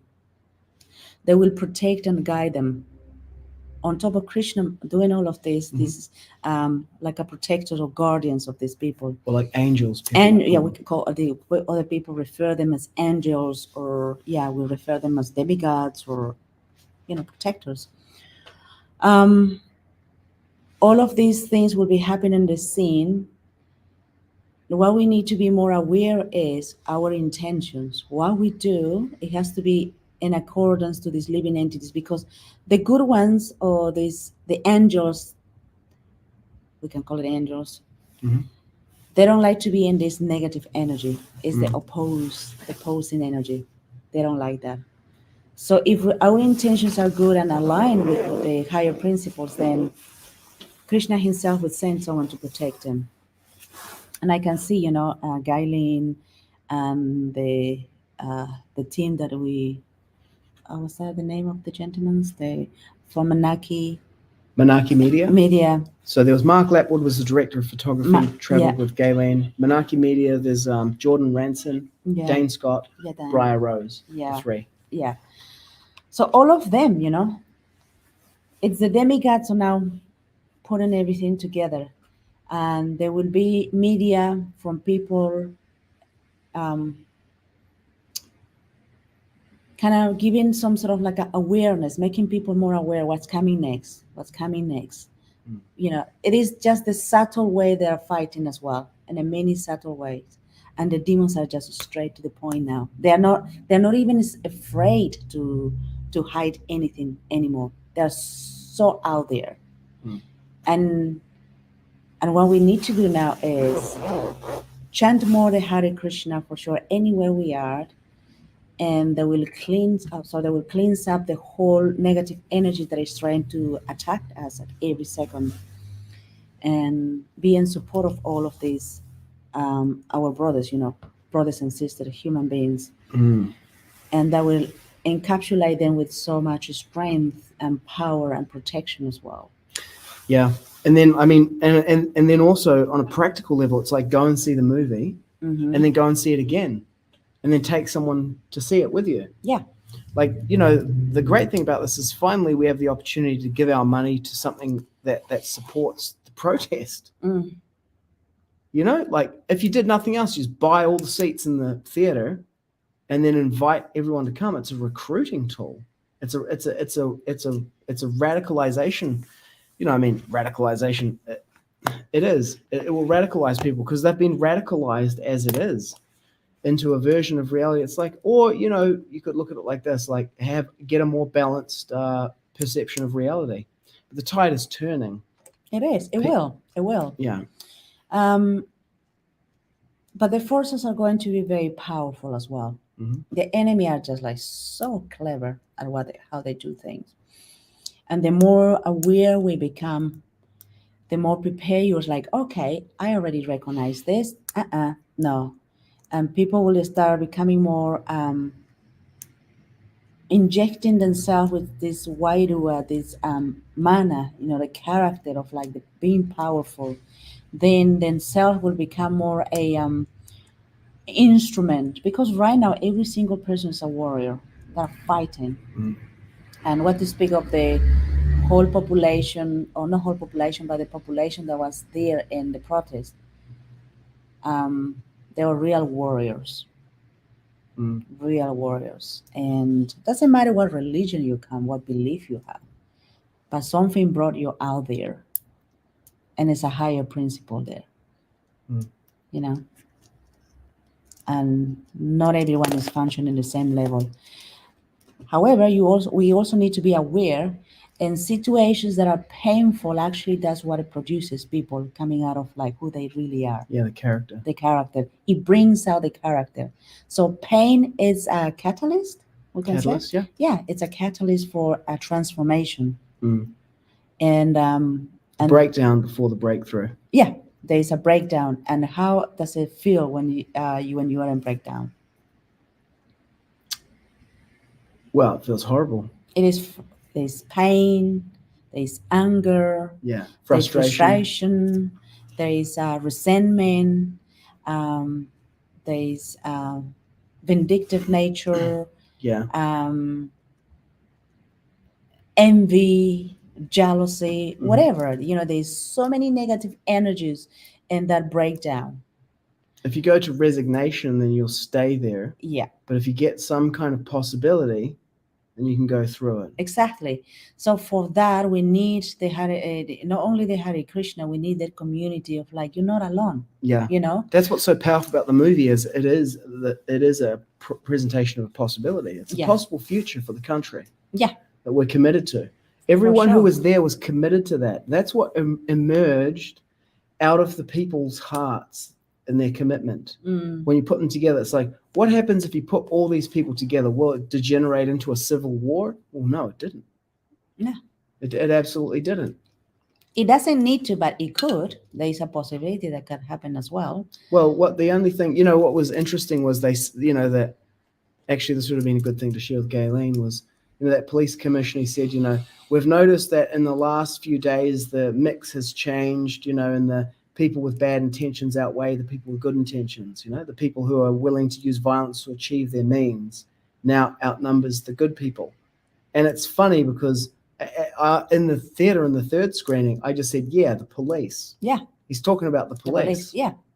That is the subtle message they are giving. They're not straight. These people are not straight. Mm-hmm. They will never be accountable and responsible and say, yeah, you know what? We are doing this. I'm sorry, guys. We back off. No. Oh, we're doing this. You see how like they twist the way even they speak? Yeah.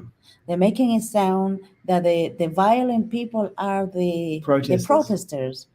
Like you can see even in the films, the protesters are just like observing and like with dismay. Oh my gosh. The police is just like coming hardcore, trashing everyone, pushing old women, pushing young children or young ladies. I can see young ladies there. They're just like, they have no care about old ladies, Mm-hmm. And these ladies are ferociously there, standing their ground and are like, you're not going to go with this demand of poisoning my children, my grandchildren. You're not. But the police like, we don't care. We're just going to obey the orders of our masters, whether it's good or bad. We don't care. We're just going to do it. What is your discernment? And how can they say the protesters were the bad people? That no, they weren't. They were like every day singing, every day sharing, every day talking. They don't even have weapons with them. They were just like, I'm here. I'm just standing my ground. How can you say a person like that you're violent?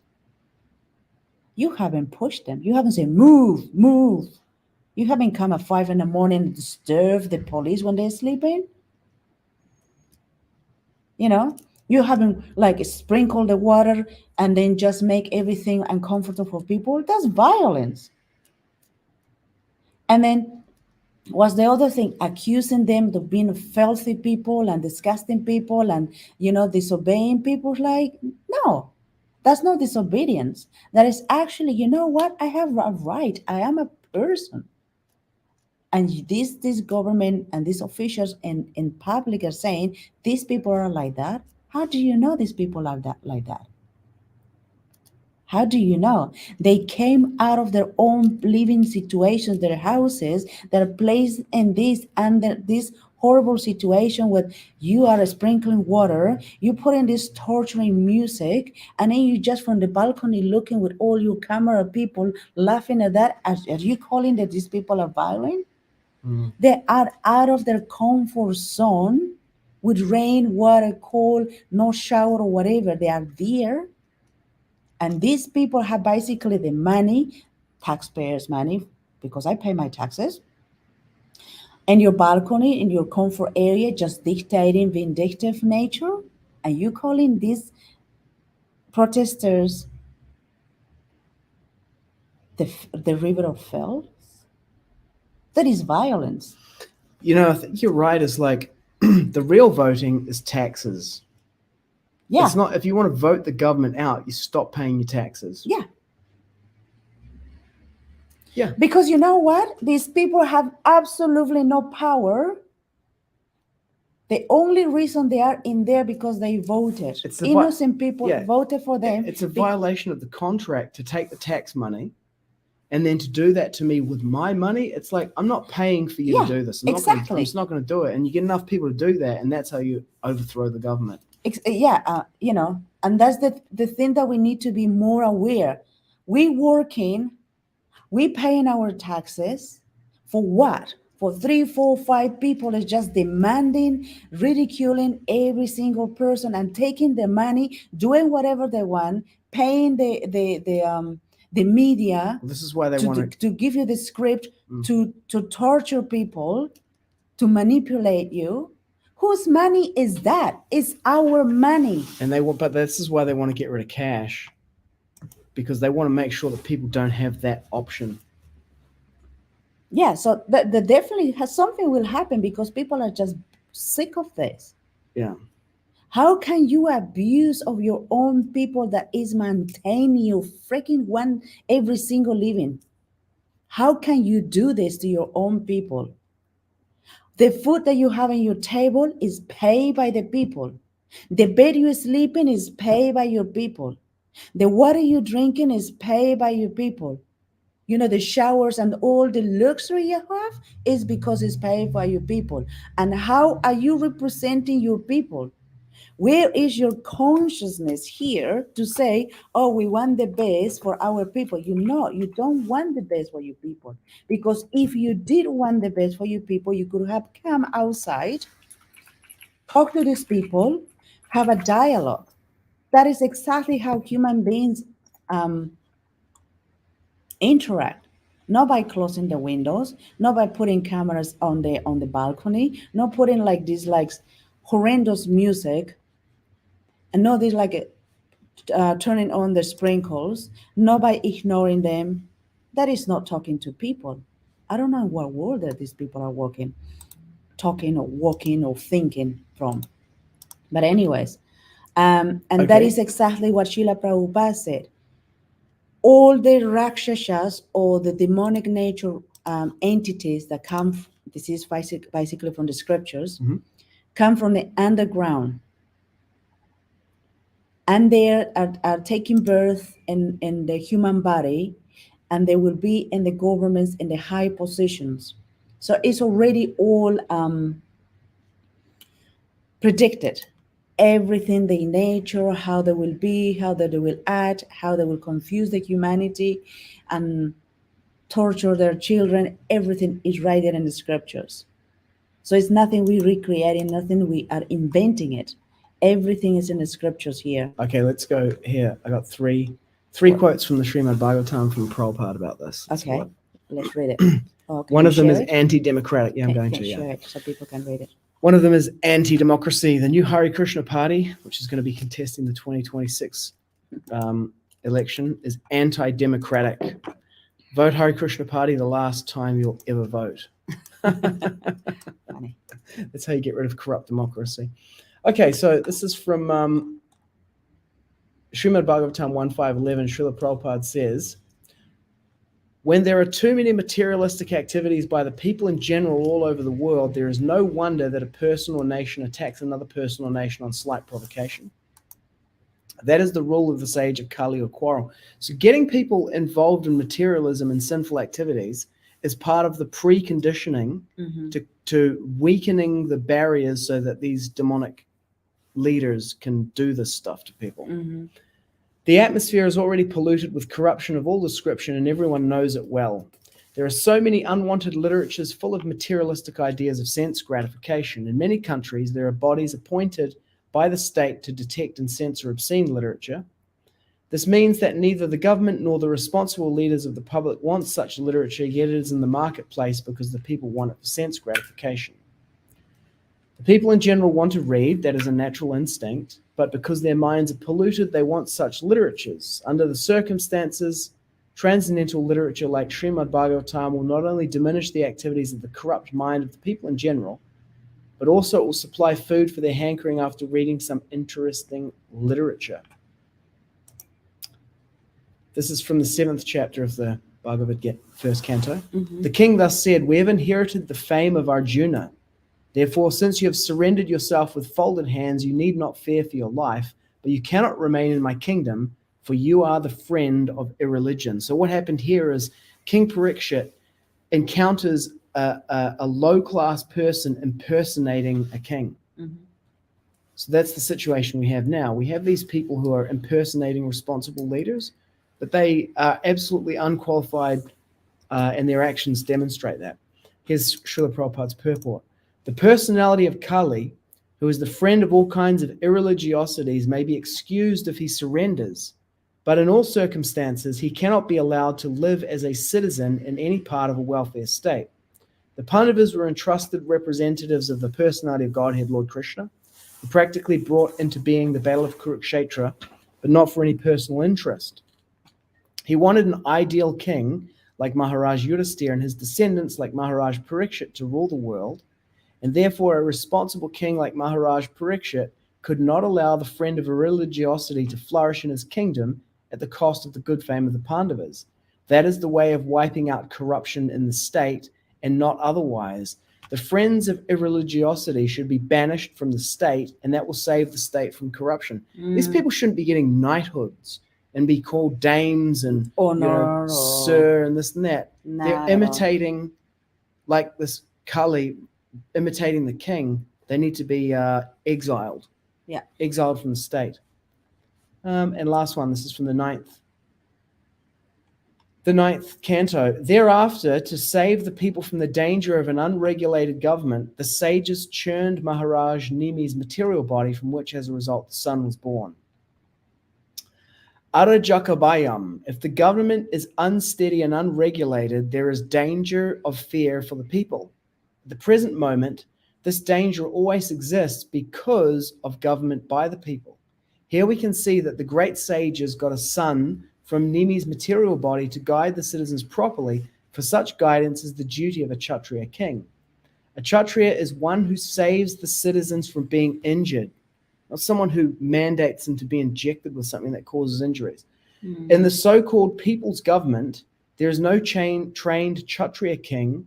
As soon as someone strong accumulates votes, he becomes the minister or president without training from the learned Brahmanas expert in the Shastras. They're just being manipulated and paid off. Yeah. Indeed, we see that in some countries, the government changes from party to party, and therefore the men in charge of the government are more eager to protect their position than to see that the citizens are happy. The Vedic civilization prefers monarchy. People liked the government of Lord Ramachandra, the government of Maharaj Yudhisthira, and the governments of Maharaj Parikshit. Maharaja means king, King Ambarish, and Maharaj Prahlad. There are many instances of excellent government under a monarch. Generally, the democratic government is becoming unfit for the needs of the people, and therefore some parties are trying to elect a dictator. A dictatorship is the same as a monarchy, but without a trained leader. Actually, people will be happy when a trained leader, whether a monarch or a dictator, takes control of the government and rules the people according to the standard regulations of the authorized scriptures. It was Aristotle who said this. He said that the best form of government is a benevolent dictatorship.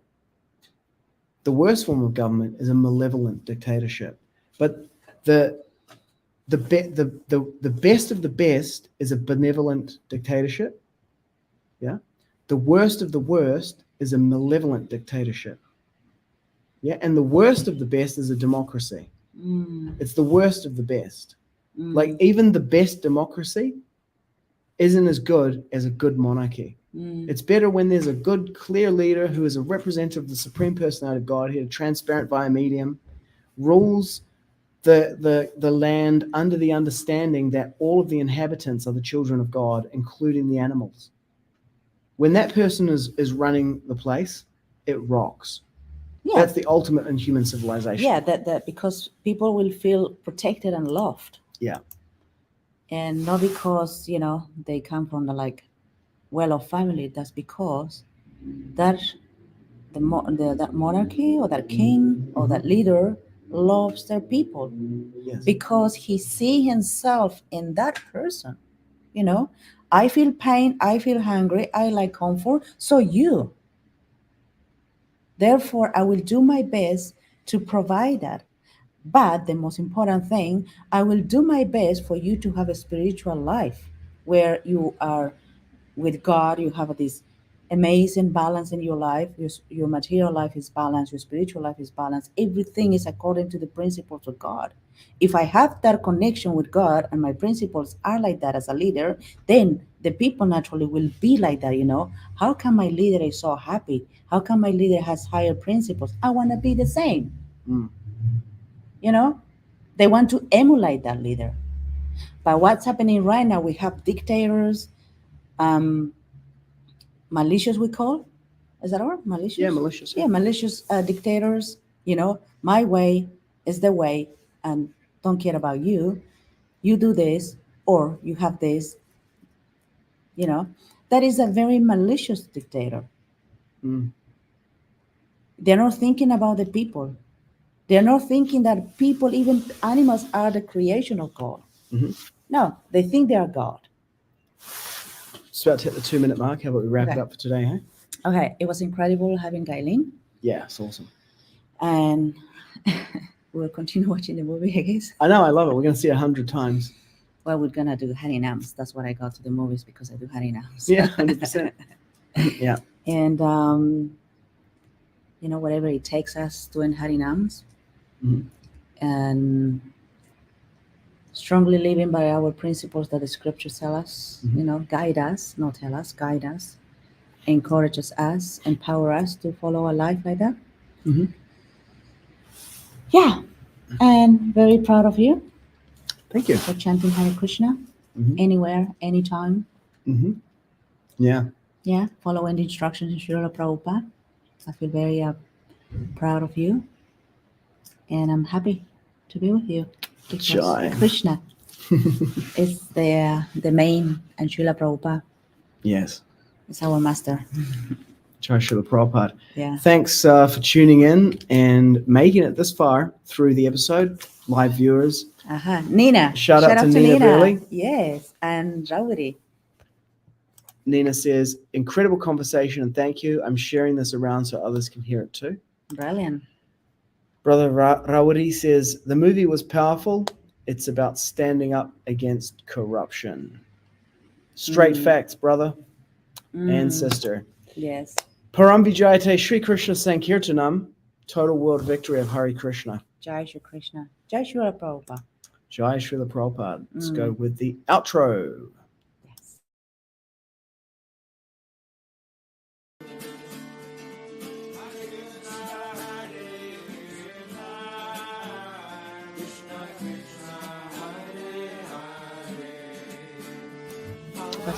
Oh, we've got to loop that to continue to play. Let's roll out with the intro so we can hit the conch, eh? Okay, I love it. Okay. Gotcha. Here we go.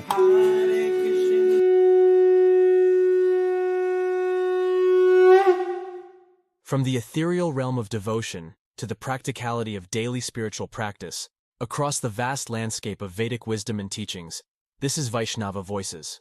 Hosted by the dynamic husband and wife duo, Sitapati Das and Dana Devi, they bring to you an intimate exploration of the vibrant world of Vaishnavism.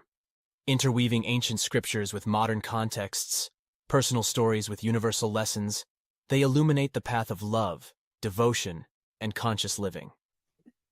Hare Krishna, and welcome everyone to another episode of Vaishnava Voices. I'm your co-host, Sitapati Das, and beside me, as always, is the wonderful Dana Devi. Today, as with every episode, we're diving deep into the heart of Vaishnava teachings, exploring the wisdom, culture, and practices that guide us towards a life filled with devotion and service. That's right, Sitapati. We are thrilled to have you on this journey with us. Whether you are a seasoned devotee, a spiritual seeker, or simply curious. Stopped it. Amor. Thanks for tuning in. We'll see you in the next episode. I'm going to be in New York next week, so I'll probably stream some things from New York. Doing Harinam, you have to. Yeah, Harinam in New York. That is your evidence Okay. for me to watch. Okay. Hare Krishna. Jai